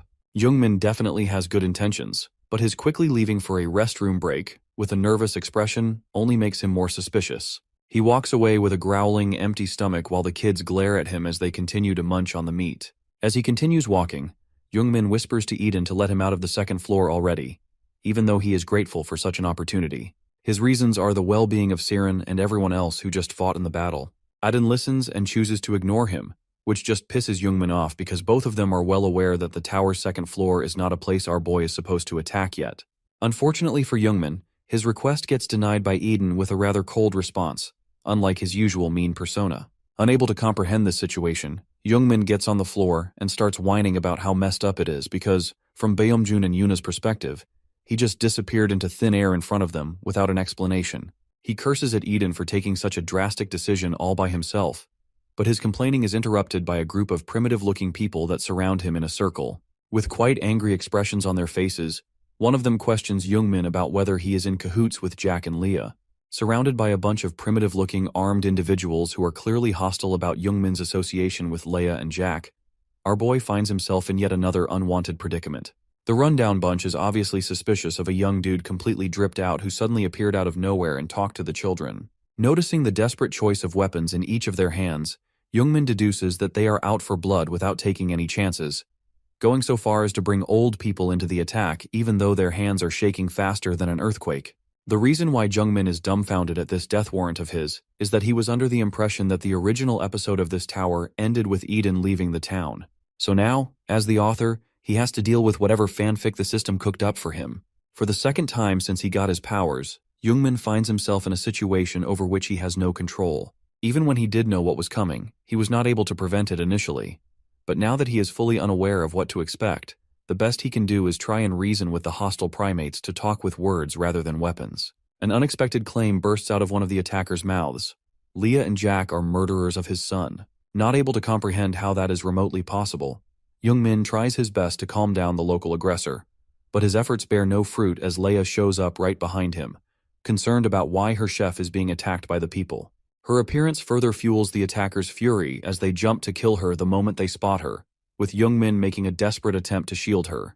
Ganging up on a 15-year-old kid seems like a bit of overkill, but these rugged lunatics are all blinded by so much rage that they cannot stop. Leah cowers in fear for her life while Youngmin bumps into people to try and throw them off their attacks. He manages to knock down the one who seemed to be leading the charge and immediately apologizes for it, as he wants no further confrontation. But that just turns the tides 10 times more violent as now the group of attackers is coming at his throat as well. Knowing he messed up beyond repair, Youngmin puts some distance between himself and the attackers to position himself to guard Leia. He proposes talking this out without violence, but his credibility has already hit rock bottom after knocking down their leader, so now they do not want to hear him out. The second floor's objective is finally revealed. The difficulty of the test seems to be medium-high, and the objective is to find the main threat and eliminate it to get a reward that is vaguely defined as to be determined, and failure to complete it will result in permanent residence in this place. Before Youngmin can focus on the main threat, he needs to rid himself of this filler problem. Leah clings onto his arm, with tears falling from her eyes as she is afraid of being subjected to death, but Youngmin himself is under the impression that the test called her the threat he needs to eliminate. However, he has enough reasons to spare her because Eden would not go down this route, regardless of his arrogant exterior. A glass bottle is thrown his way and hits Youngmin directly on the face, causing instant damage to the cheek as the shards cut through his skin. Leia holds him tightly as she sees blood running while Youngmin tries to endure the harsh pain. The wild locals rush the two of them with no intent of stopping until Youngmin and the siblings are dead. Suddenly, a person from the group of locals stops his granny by locking her arm in a hold to try and calm her down. Eden observes this development and gets mad at who this hindrance is. Turns out it's Pable, the guy who plays with Leia and Jack occasionally. The locals question his reasons for defending the monster they are trying to take down, but all he is trying to do is make them understand that mere kids are not capable of piling up bodies like the ones they found at their house. Youngmin, while covering Leia, looks at Pable and wonders why someone from the tower is helping him, so the system gives him the information needed for that answer. Pable is a 25-year-old blacksmith who is quite virtuous and is talented when it comes to weapon crafting or dismantling. Currently, he is very cautiously taking a stance, which makes him rightfully nervous and wary. Youngmin finally remembers Pable's gesture of taking care of Leia and Jack after Eden left in the original novel. The confrontation between the wild locals and Youngmin halts as the day passes, and now Youngmin sits across from Pable as they discuss the events of today. After sharing pleasantries, Youngmin asks Pable about the situation here, which he reveals to be a case of superstition that Jack and Leia are monsters due to the fact that many bodies were found at their house. Pable adds that Jack and Leia being the only two alive put a target on them, but he has another suspect in mind. Turns out the suspect in his mind is none other than Eden, someone who used to live with the kids but left suddenly. Eden is listening in on this conversation and jumps out of his seat in anger because he finds the accusations absurd. His intense reaction causes Youngmin's head to nearly explode as it is too loud for him. Pable sees Youngmin suddenly in pain and questions his sanity, but our boy has to brush it off like nothing happened, even though he is fully pissed at Eden's sudden reaction. Pable leaves, wishing Youngmin and the kids well, and so Youngmin wishes him well in return. Eden is still mad at Pable for leaving after framing him for the murders, so Youngmin shuts him down for being too aggressive. After the situation calms down, Youngmin addresses Eden about the accusations by Pable, saying that he understands that this is all just a big misunderstanding. However, he guesses that Eden's decision to bring him to the second floor of the tower was to take care of the kids. This strikes Eden deep as he follows that with silence, making Youngmin think that he is being ignored again. After only a moment of collecting his thoughts, Eden admits that he indeed brought Youngmin here for the kids, as he used to live with them. He came across the two of them during his time at the ghetto on his adventure. Eden loved them like his family. He played with them, slept, and ate with them. This affirms for Youngmin that Eden is truly a hero as he wrote him. But this Pable guy is the suspicious one for blaming him. Eden quickly jumps on the Pable hate bandwagon, but he also notices Youngmin saying that he remembers Eden being family with the kids. This puts him further in his case of solving Youngmin's true role in this story. He reflects back on how Prina also mentioned Youngmin clearing the first floor using such an inconceivable method, because he knew about the secret ending rather than the typical one. Now that this much is revealed about Youngmin, Eden is almost convinced that he is the one they have been waiting for all this time, and inviting him to the second floor may just prove that. After a prolonged monologue, Youngmin decides to give in to sleep. However, before he could actually rest for once, Eden lays a query on him that is enough to rattle anyone's peace. The role that Youngmin has been keeping a secret thus far is now a topic of discussion, as Eden straight up asks Youngmin who he really is. Having his curiosities turn into genuine concerns, Eden is now on to Youngmin and his role in this entire story, seeing how he has left clues behind that hint at him being much more than a newbie adventurer. Eden's upfront question about Youngmin's awareness of everything as if he overlooks the entire world rattles our boy so much that he starts fumbling on his words and tries to play it off as if Eden's gone senile, while simultaneously thinking about the moment he slipped up that helped Eden catch on that something is wrong. However, Eden chooses to let go of this topic for now, and the night passes with Youngmin getting not a single wink of sleep because he was troubled about what to tell Eden after he dropped that bomb last night. He even considers telling the truth to Eden, but holds himself back from doing so because he cannot let the hero, who is always on edge, learn that our boy is the reason why his life was full of hardships. He is aware enough to know that he would kill himself if he were in the same position. Leia wakes up from all his rustling and agony and asks if he is okay, so Youngmin calms himself down and reassures her that everything is fine so she can sleep more. She chooses not to, and sincerely thanks Youngmin for his efforts to defend her and Jack last night, which Youngmin brushes right past because he is more concerned about being called an old man rather than the gratitude he is receiving. To freshen up a little, Youngmin decides to go on a walk, But as he gets up, Leah grabs onto his clothes because she is worried that he might not return. So our boy promises the little girl that he will definitely be returning to them after getting some fresh air. Out of all the characters he created, Leah is one of the few who opened up to him, which stings a little because he created them as a testament to Eden's character, but now he is entrapped in their cuteness. Out the door he encounters Pabel, who seems to be holding something in his hands. Turns out, it is the same rotten food that Leah and Jack were eating at the beginning of this quest, so he immediately uses his bracelet to bring out healthy, tasty, and fresh food. He fills the basket and gives it to Pabel so that he can feed the kids, and also makes sure to tell the suspiciously nice dude to throw away the food he brought. Youngmin leaves, and Pabel stands there in awe of what miracle he witnessed. He then wishes good luck to Youngmin on his walk. Eden reminds Youngmin of his goal, to kill the kids if he wants to clear the second floor, which our boy straight up refuses to go through with because he has grown affectionate for them. Moving on, Youngmin opens up his laptop, which he pulled out from his bracelet, and starts to think about the unusual reaction of Eden and this entire quest. The impatience of Eden already sounds out of character for him, but as Youngmin browses through the limited knowledge of the novel he has available, he considers the possibility that maybe Eden is wrong about the children being the real threat. At 11 years of age, Eden had an intense event in his life.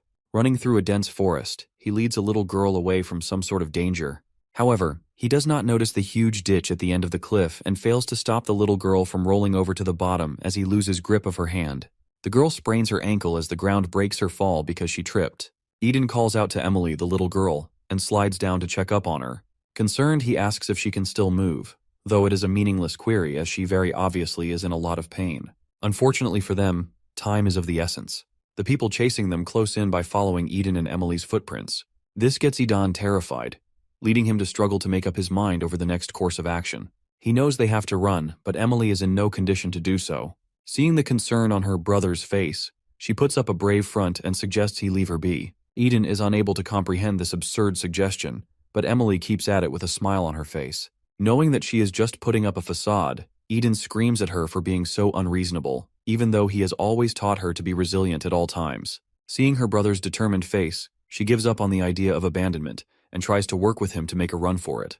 However, as Eden attempts to get her up from the ground, a huge boulder-like object comes crashing down towards them at an extraordinary pace. Noticing that it is a do-or-die situation, Emily makes the sacrifice play and pushes her brother away from the area of impact, getting crushed underneath the huge boulder in the next moment. Eden lands on his butt just a few inches away from the impact, with the blood of his sister splashed all over his body. The boulder is none other than an assassination weapon of the Everton, so Eden has no choice but to get over his sister's death almost instantaneously to at least survive for a chance to mourn later. He gets up, quivering with grief, surrounded by the voices of the assassins sent after the two of them, who are surveying the area for survivors. Unable to fully accept his sister's death, even though almost all her blood is splashed on him, he thinks about desperately moving the boulder to save her for that minute chance that she is alive. The steps of the pursuers get closer by the second, and Eden, being aware that throwing away his life here will just be in vain, takes off with just her name in his heart. Crying and screaming as he runs away, Eden pours out his tears and regrets as he was unable to save his little sister and apologizes to a remnant of her memories in his mind. A little time skip later, Eden runs around the town stealing bread. One of them stuffs his mouth, maybe enough to feed him at this point. The rest he grabs in his hands like a potential grenade of yeast. The townsfolk try to stop him by T-posing in his way, while the baker throws ammunition of bread towards him, which does not make sense because he could just let Eden take them if he was going to throw them anyway. Anyways, Eden manages to swiftly dodge every attempt the townsfolk make to grab him. He does it all so gracefully while being dubbed as a sly fox or rat. Thinking he has escaped the grasp of his pursuers, Eden mocks them for being slow. The people chasing him get more pissed with every passing second. However, to their luck, Eden takes a turn into an alleyway that is blocked by an enormous wall, trapping him in an enclosed space with nowhere to run. Eden's confidence from just a moment ago disappears like your dad who went to buy milk, and his worries do not just end there because he has to avoid getting caught by the angry townsfolk. One of them extends his arm to grab hold of Eden, but he somehow manages to kick himself off the ground, propelling himself toward the ledge on top of the huge wall and grabbing it.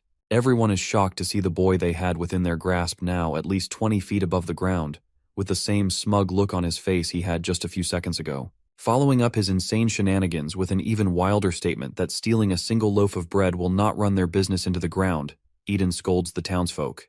Unfortunately, while he is focused on doing that, a muscular arm from above the ledge reaches and grabs him by the throat. It turns out to be the most masculine-looking baker woman, who is clearly pissed about the accumulated number of loaves Eden has stolen from her. Instead of pulling the poor boy up, she just slams him toward the ground many, many feet below. Somehow, instead of just plummeting to the ground and turning into a squash of blood, Eden faces no external injuries except for some internal pain that renders him unable to move. He prays for a superhero at that moment as the townsfolk stomp over him repeatedly and violently. The morality of the people is questionable, as they push a teenager to the verge of death over some loaves of bread, stomping on him as if he took down an entire empire. The crowd that gathers definitely feels somewhat bad for Eden getting killed over bread, but they do nothing about it, as if defending a kid in this situation will make them the devil's advocate. Passing by is a wizard who stops and witnesses an entire group of adults beating a kid to death over some bread, so she rightfully intervenes. Eden, barely able to hold his consciousness, sees a purple-haired, concerned woman who stopped the violent pursuers from putting the poor boy out of his misery. He passes out and then wakes up sometime later due to some noise around him. Gradually opening his eyes to locate the source of the sound, he sees a bunch of kids surrounding him where he lies. The kids are excited to see him finally awake, but all Eden is concerned about is where he is. One of the kids informs him that he is in the Hope Orphanage, and that someone called Masha saved him. Eden tries to wrap his head around this fact, and then sees the same purple-haired woman walking toward him cheerfully, with a bowl of warm food in her hands. She offers it to him but is attacked by a pillow in the next instant. It is Eden, and his overly cautious reaction causes the entire bowl to spill, leading to pin-drop silence in the entire room because no one knows how to react. Eden's cautious reaction is justified, though, as he assumes that a witch like her can only be related to Everton. However, his hunch is immediately dismissed by the other kids at the orphanage when they shun him for putting Masha at the same status as those evildoers. The two sides erupt, screaming their arguments at each other. Eden tries to wake the kids up by telling them that Masha is going to send them to Everton after collecting a certain number of them, while the kids defend her, insisting that her services are done with good intentions. Masha realizes that Eden has been subjected to what is basically human trafficking by Everton in the past, so she chuckles a little and reassures him that she has no affiliation with those criminals. Eden is hardly convinced. He calls her a liar and questions her reasons for bringing him to the orphanage, but all he gets in return is the reaction of a group that is proud of what they have accomplished. In unison, Masha brings him to a place she has been working on. It turns out, she has built a training ground for the orphans to prepare for a battle against Everton in the future. Every kid that can be seen training is a past victim of those evil, death-worshipping garbage of a group, so now they have all made the decision to train hard and destroy the organization. Eden, due to his past trauma of how brutally his sister was crushed, is just pissed that there are some people delusional enough to fight back against those monsters. He especially gets mad at Masha for planting the idea of revenge in these victims of the very organization that brutalized them, leaving permanent scars that will only lead them to their deaths. His constant disapproval of this whole operation definitely stings Masha a little, but she holds herself together and, with a smile on her face, expresses to Eden that she has lost enough family to this cruel world already. So, the fighting must happen, but not without proper preparations and training. Eden is rendered speechless upon hearing such a goal that redefines Masha's character for him. He is even more surprised when she mentions how he trains secretly with a sword. She has not been stalking a child, of course, as she just guessed that by noticing the calluses on Eden's hands from all the training. She once again leans toward Eden, pats his shoulder, and lovingly invites him to take part in this quest for revenge. In addition, she will teach him how to gain full control of his mana. However, Eden refuses. He slaps away the very hand that has treated him nicely until now, as he is unsure of working with people he barely knows. He runs away, with his last words being nothing but a spit on their determination for revenge. As he leaves the orphanage with not-so-pretty departing words, Masha just nonchalantly watches him go with a smile on her face, while one of the kids clings onto her huge black dress straight out of a Disney movie. Eden goes back into the orphanage to grab his clothes, but his path is interrupted by a blonde-haired, blue-eyed girl, about his age, who is awfully excited to meet him. She welcomes him into the orphanage, but our cold-hearted king just refuses to cooperate and shuts down any chance of a conversation.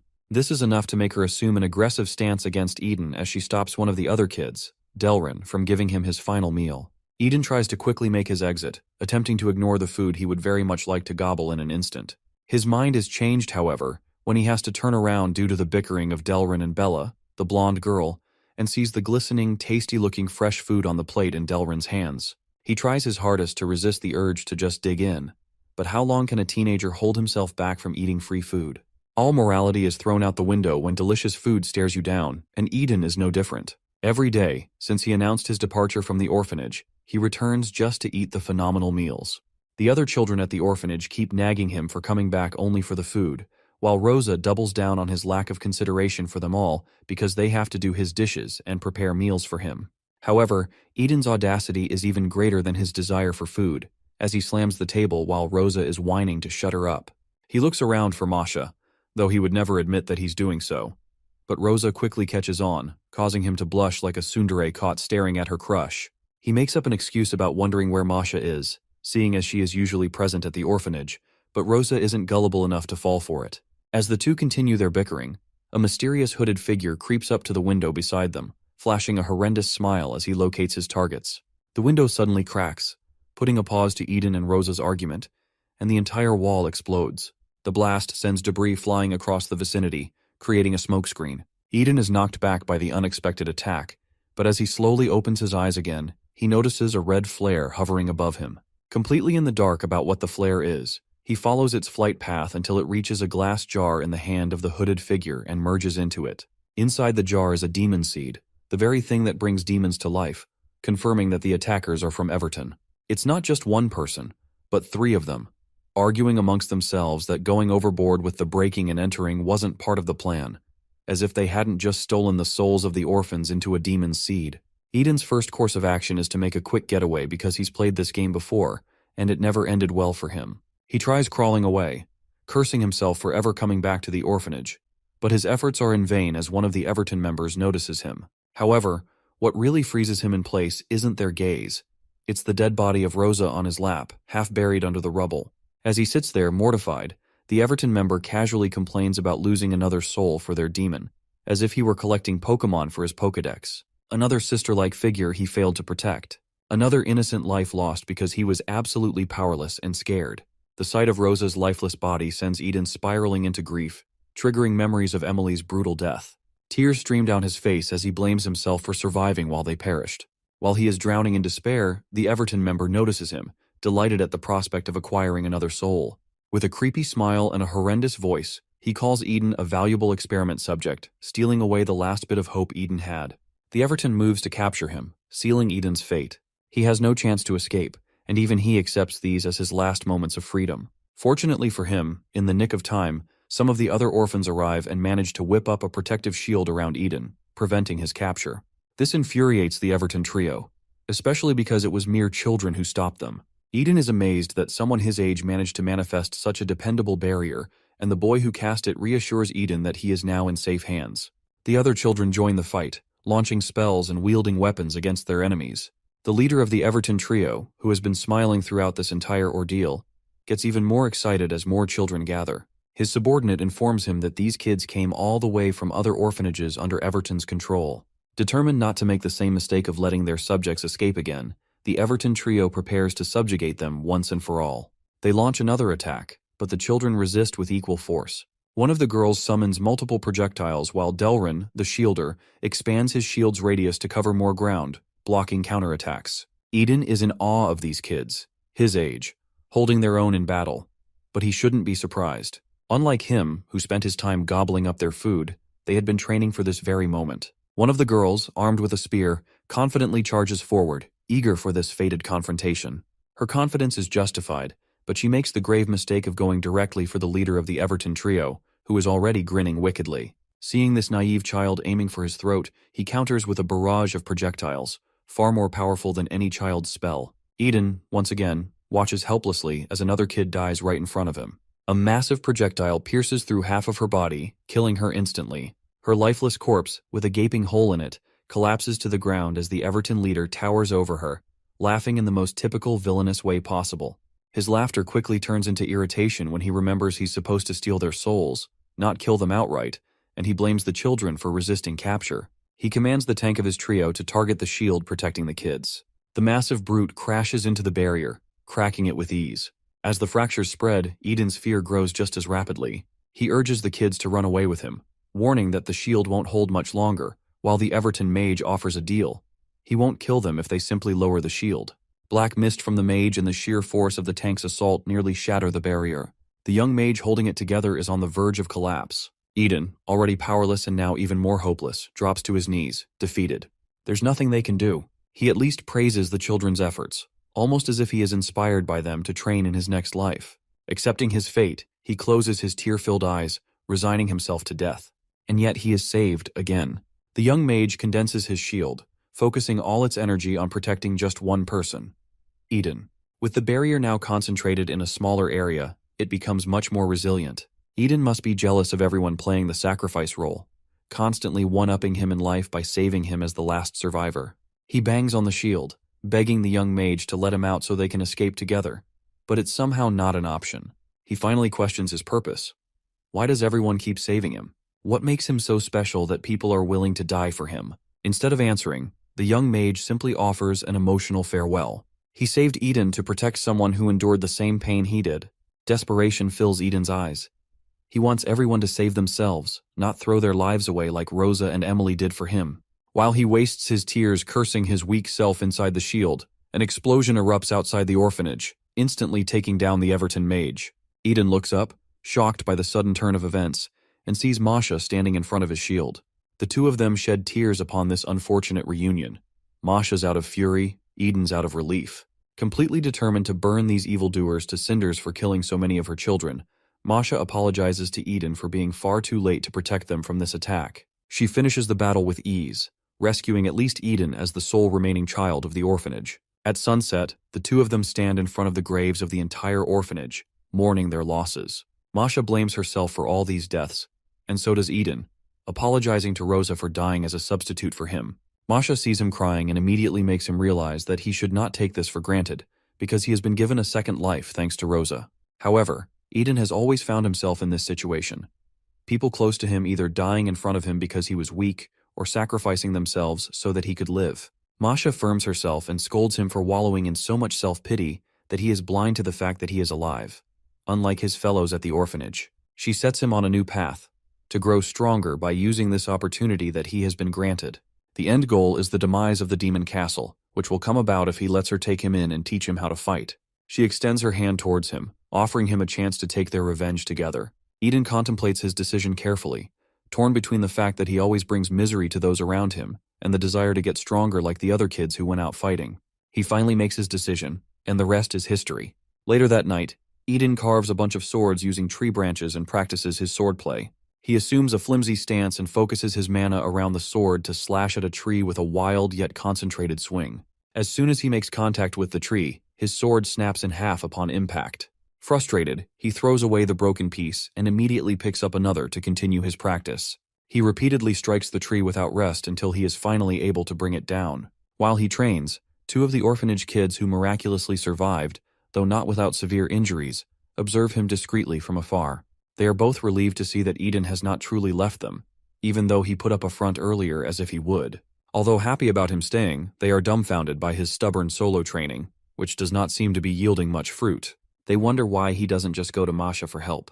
The two of them observe him long enough to deduce that Eden basically sucks at combat, but they fail to realize that they have said this out loud when they were supposed to be sneaky about it. Despite their playful teasing, they are still concerned about his well-being because recklessly using mana like that can be life-threatening. Their fears come true as Eden collapses right where he stood after exhausting himself from training without rest. They both panic, unsure if he is dead or alive, and rush over to check on him. Fortunately, he is still breathing, just passed out from overexertion. Their loud panic is enough to wake him only moments later, and he recognizes the two as Zer and Deline. He wonders why they are panicking over him at this time of the night, but soon loses consciousness again due to the mental and physical strain.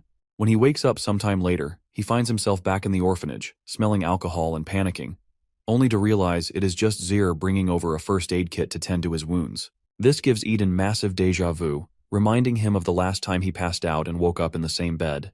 Zer has no problem selflessly taking care of Eden to the point that he nurses his face back to normal, but that only embarrasses Eden further as he curls up in the blanket to hide.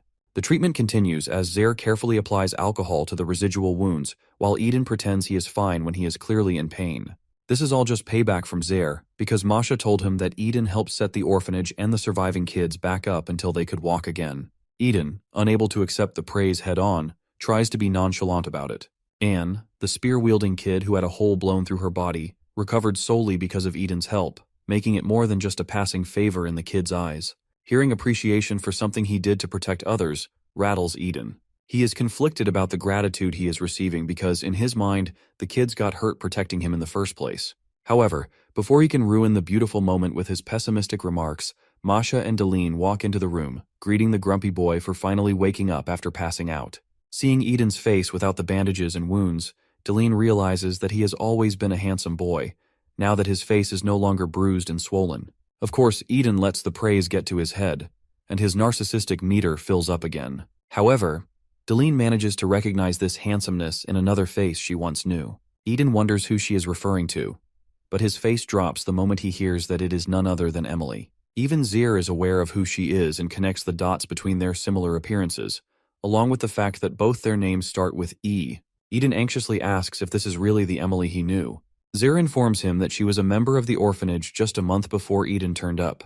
While Zir searches for a picture of her to show, Eden is lost in thought, hoping that this Emily might be a different person with the same name, because the one he knew was definitely crushed to death right in front of him. Zir finds the picture and holds it up for Eden to see. Unfortunately for him, it is the same Emily, hence why they look so similar. However, something does not add up.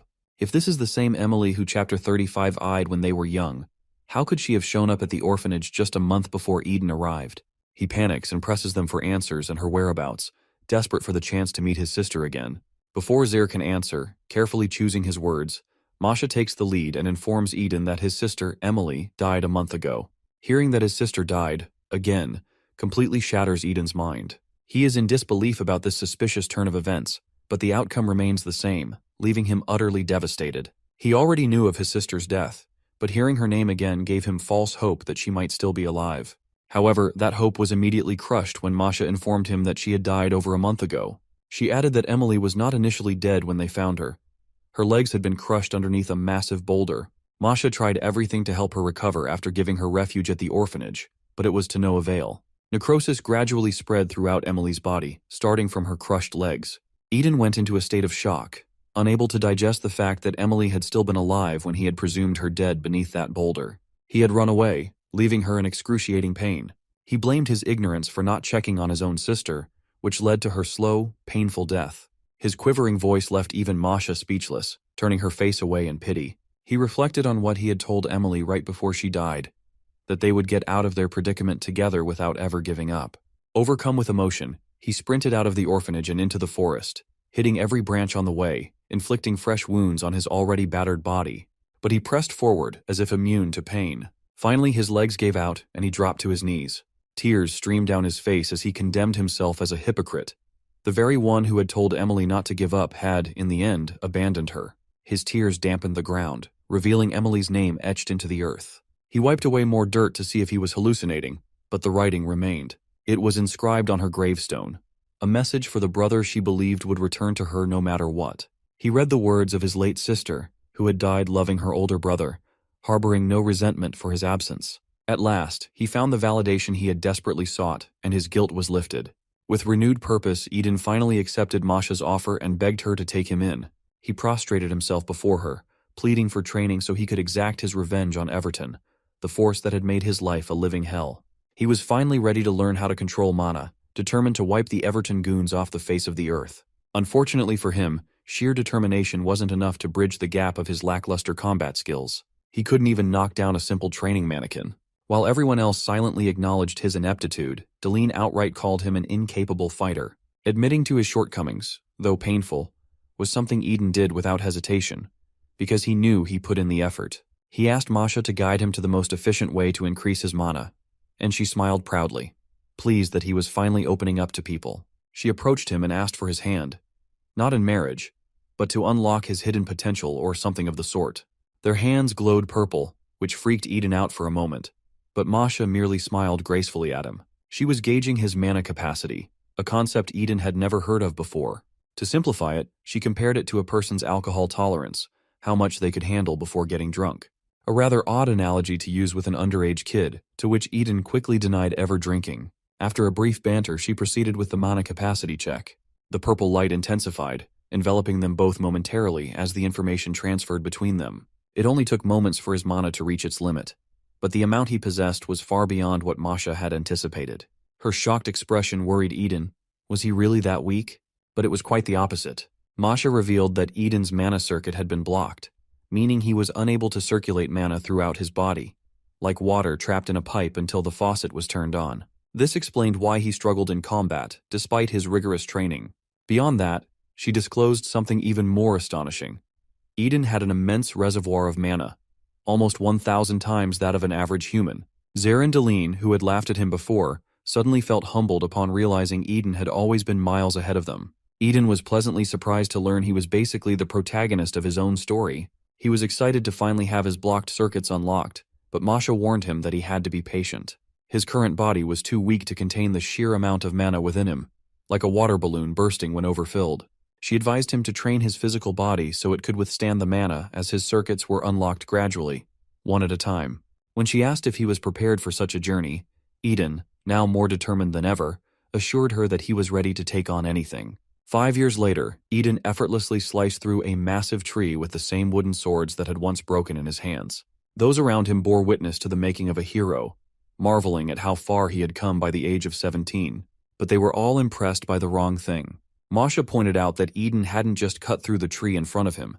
His strike's radius was so immense that it had severed a mountain in the distance, along with a significant portion of the forest. Everyone stood, equal parts amazed and terrified, realizing they had helped nurture a monster of unparalleled strength. Meanwhile, Eden struck a heroic pose, radiating the confidence of a man who was certain of his fate. The Everton goons were in for a reckoning. Eden was dying to show off his progress after every time Deline mocked him for being too weak all those years ago, so he split a mountain in half. However, his showboating is cut short by Masha, who gathers them all in a circle like a cult, and showcases a map in an ancient old book. She points out the location of the demon's castle, also known as Everton's headquarters, at the dead center of the continent. She adds that Everton has expanded its troops in all directions to gather souls for the seeds, which will be used to grow the flower of the world tree that blooms once a year and summon the great devil. In order to stop their plan, Masha intends to get rid of all the seeds that Everton has created thus far, at least within the country.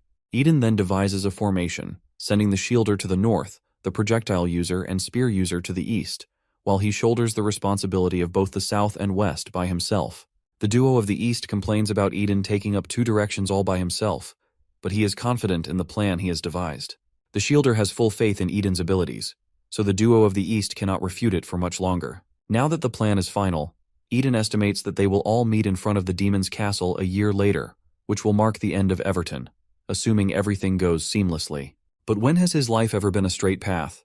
Everyone accepts the plan and goes on their merry ways. Speedrunning Eden's backstory, another time skip of 6 months follows. In an alleyway, heaps of bodies lay lifeless with blood splattered across the walls. It is the aftermath of Eden's battle with the Everton seed carriers, and he finally gets his hands on the last one under his belt as he reaches for it in the horse's saddle.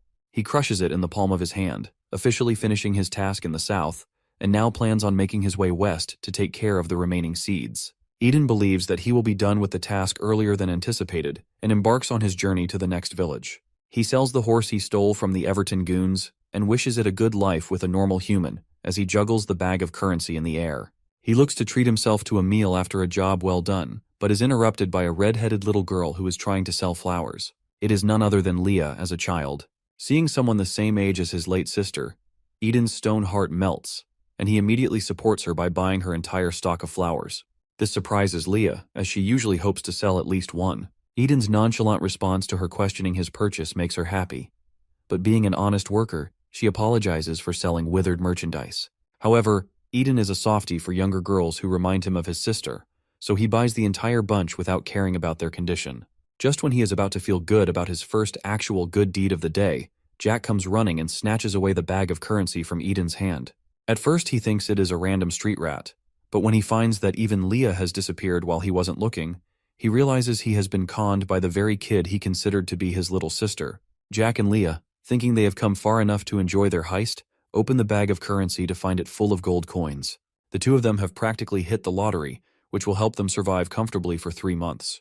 Their celebrations are short-lived as Eden manages to track them down in no time, busting them like he is Spider-Man hanging upside down from a ledge. He rolls down and grabs Jack by his shirt to teach him a lesson about not stealing, while the poor kid begs for his life to be spared. Leah quickly starts up an act of desperation, pretending that they have a sick mom back home who needs treatment, hence why they pulled off this heist. Eden, however, is not gullible enough to fall for it a second time, but he decides to go along with it. He asks Leah to lead him to their home so he can visit their sick mother himself. Now she is in much more trouble than before, but she cannot let up the act, even though Eden is fully aware of it.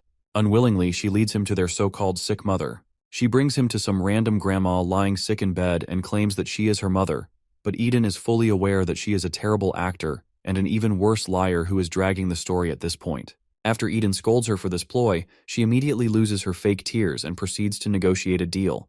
She will give Eden his purse back, but he needs to give her and Jack a little bit of the money because they are having a hard time. Eden, at some point, was this audacious as well, but Leah has managed to surpass even him by using her rough times as an extortion technique for money. The two of them argue. Eden suggests she work on a farm or do some chores to earn legal money rather than stealing from people, but Leah shuts him down immediately, saying that even regular people are scum who neglect paying children even if they work hard. She blames her and Jack's hard times on the adults of society and justifies stealing Eden's money, even though he is not even part of the town. She brushes past this fact and calls it an unfortunate encounter for him. Eden has had enough of this pointless argument and calls her a thief, but Leah finally screams at him the real reason she resorts to stealing. She has no other way to find money to stay alive with her brother. Unknowingly, she strikes a nerve in Eden, making him remember his sister Emily. He suddenly goes quiet, which creeps out Leah and Jack. To make up for his failure with his sister, Eden decides that he will stay with the two of them and teach them how to survive so that they do not have to pull off risky stunts to get by. Though the two still aren't coming around and make a last-ditch effort to get him to give them his money, Eden decides to spend some time with Jack and Leah before he embarks to meet his team in front of the demon's castle. However, he sets an absolute condition for this entire training arc. The two of them cannot steal, even from bad guys, if they do not want their brother to suffer for it. Leah immediately grabs Jack to protect him, thinking Eden's intention is to threaten them, but he reassures her that he has no intentions of hurting them and will only help them with a light heart. At the actual house of Jack and Leah in the ghetto, Eden forcefully wakes the two of them up to begin their survival training. However, since they are not used to discipline, getting up so early is no easy task. They keep refusing to open their eyes and continue changing positions until Eden takes away their blanket. After the difficult first step of getting them on the field, Eden sits with his back to a tree and observes the two kids struggling to even swing a sword properly, either because it is too heavy or because they have no idea what to do with it. Eden mocks their inability to handle a sword, joking that they would not even be able to catch a rabbit for themselves. With only a month remaining until Eden has to leave for the rendezvous with his teammates at the demon's castle, he realizes that, given how hopeless the two kids are, he cannot take them with him to the heart of the enemy's operation. Instead, he plans on coming back for them after he has dealt with Everton for good.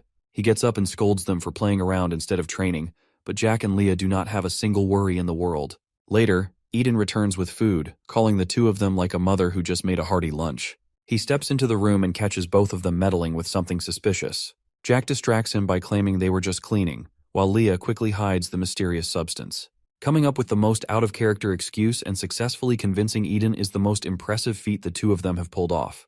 However, it is not that easy. Eden immediately picks up on the fact that the two of them only used cleaning as an excuse to put up an impression in front of him, either to request something in return or to make up for something they did wrong.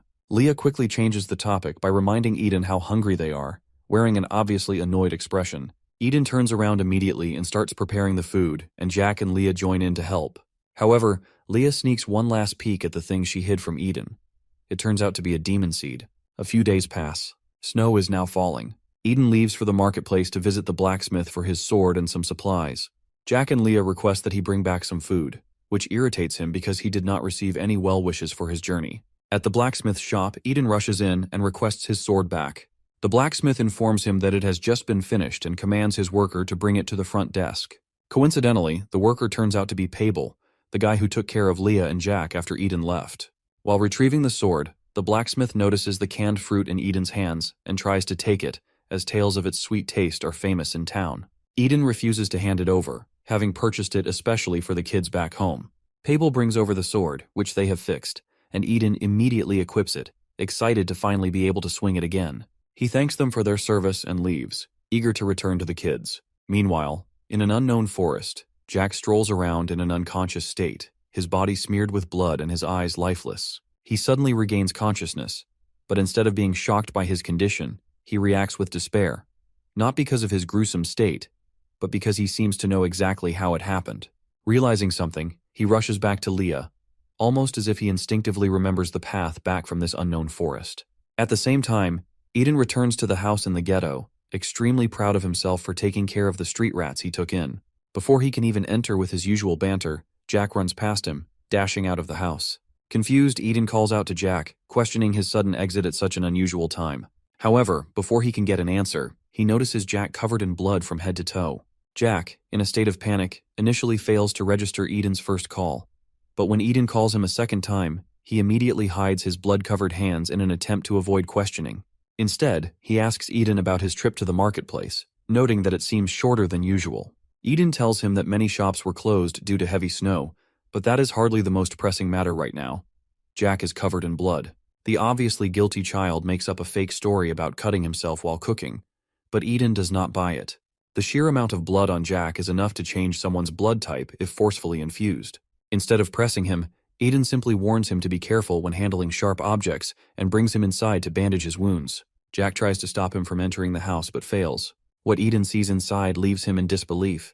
The floor is covered in a pool of blood, with a pile of bodies surrounding Leia, who stands at the center with a blood-stained sword in her hand. Eden notices the Everton seed placed behind her on the desk, and immediately wonders why something like that is right under his nose. Before he can warn Leah to move away from it, he is forced to dodge a lightning-fast strike from her, seemingly an instinctive attack.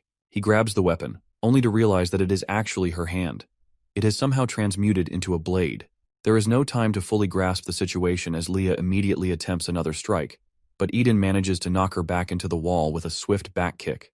However, the attack does not seem to be effective at all. As the dust settles, Leah gets back on her feet like she was never even hit by the strongest hero of the story.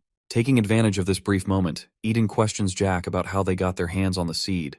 The dumbfounded child, his voice quivering, is unable to form a proper sentence, repeatedly insisting that he has no clue who gave them the seed. Meanwhile, Leah recovers and leaps at Eden with an even more lethal strike than before, forcing him to use his refurbished sword to block the attack. The impact, and Leah herself, are both far too dangerous for Eden to be holding back, so he orders Jack to run away. Things are about to get messy. However, Eden remains unaware of the blight that is growing inside Jack. The boy stands there, his eyes losing their light, his consciousness fading into the abyss. Purple smog begins to surround him, and the only words that escape his lips are those of ignorance. Unable to heed Eden's warnings due to being in the midst of mind control, Jack slowly loses himself and succumbs to the seed's power, going rogue.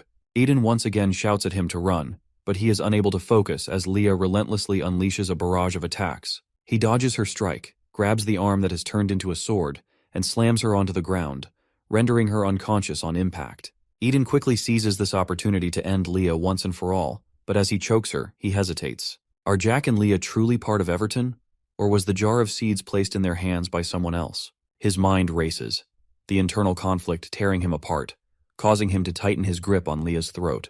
Her transformation reverses, and she screams in pain, snapping Eden out of his trance. He flinches and lets go of her throat, exactly when the mind-controlled Jack stabs him from behind with his transmuted arm. Eden fails to react in time and suffers a severe wound to his gut. Blood gushes from his mouth as he turns to confront Jack. He clings to the hope that this is all Everton's doing. Otherwise, Jack and Leah could never have turned out like this.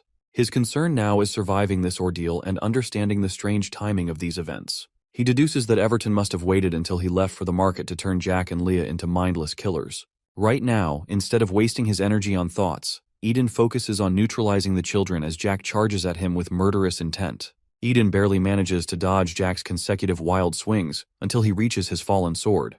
Quickly grabbing it, he counters Jack with full intent to kill.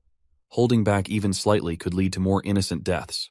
Their swords clash as Eden's thoughts spiral. What if the children were deceiving him from the start? They were swindlers before he took them in. It wouldn't be surprising if this was all a long con. Frustration fuels his strikes against Jack, who remains eerily expressionless. Despite his mind-controlled state, Jack still shields his unconscious sister, Leah. This gives Eden an opportunity to end them both in one clean slice, ensuring the Everton threat is eliminated. Just as Eden's blade is about to strike, Leah regains consciousness, followed by Jack. They look up to see their brother towering over them, sword poised to strike. Terrified, they clutch each other and call out to Eden. Seeing them return to normal, aside from Jack's still mutated arm, Eden trembles in his stance. The weight of his decision crashes over him. He has come to love these kids like siblings, yet for the sake of others, he must finish this. With a final swing, he makes his decision.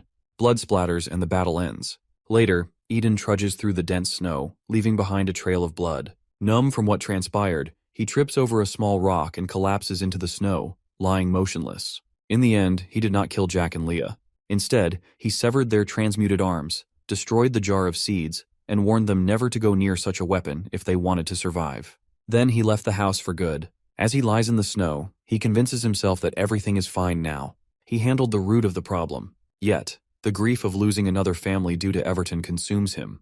He cries once more before finally passing out from blood loss. Luckily, Michael and Prina find him and nurse him back to health.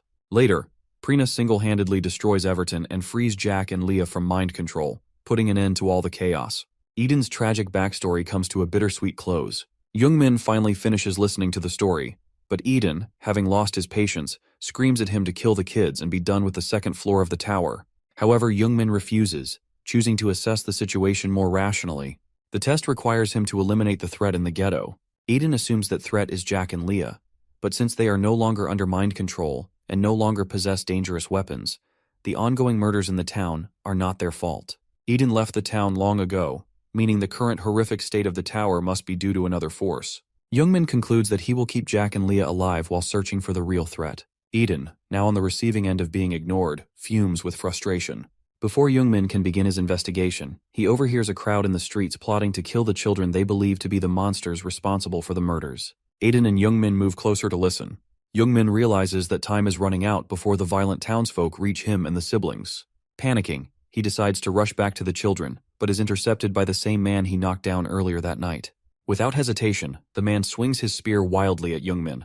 Youngmin dodges the first few attacks, but loses his balance when the man shoves him into a pile of debris. As he crashes to the ground, more villagers surround him, fully intent on killing him. The situation worsens by the second, as the leader of the mob gleefully declares that they will deal with Youngmin here, while the rest of the village takes care of the children.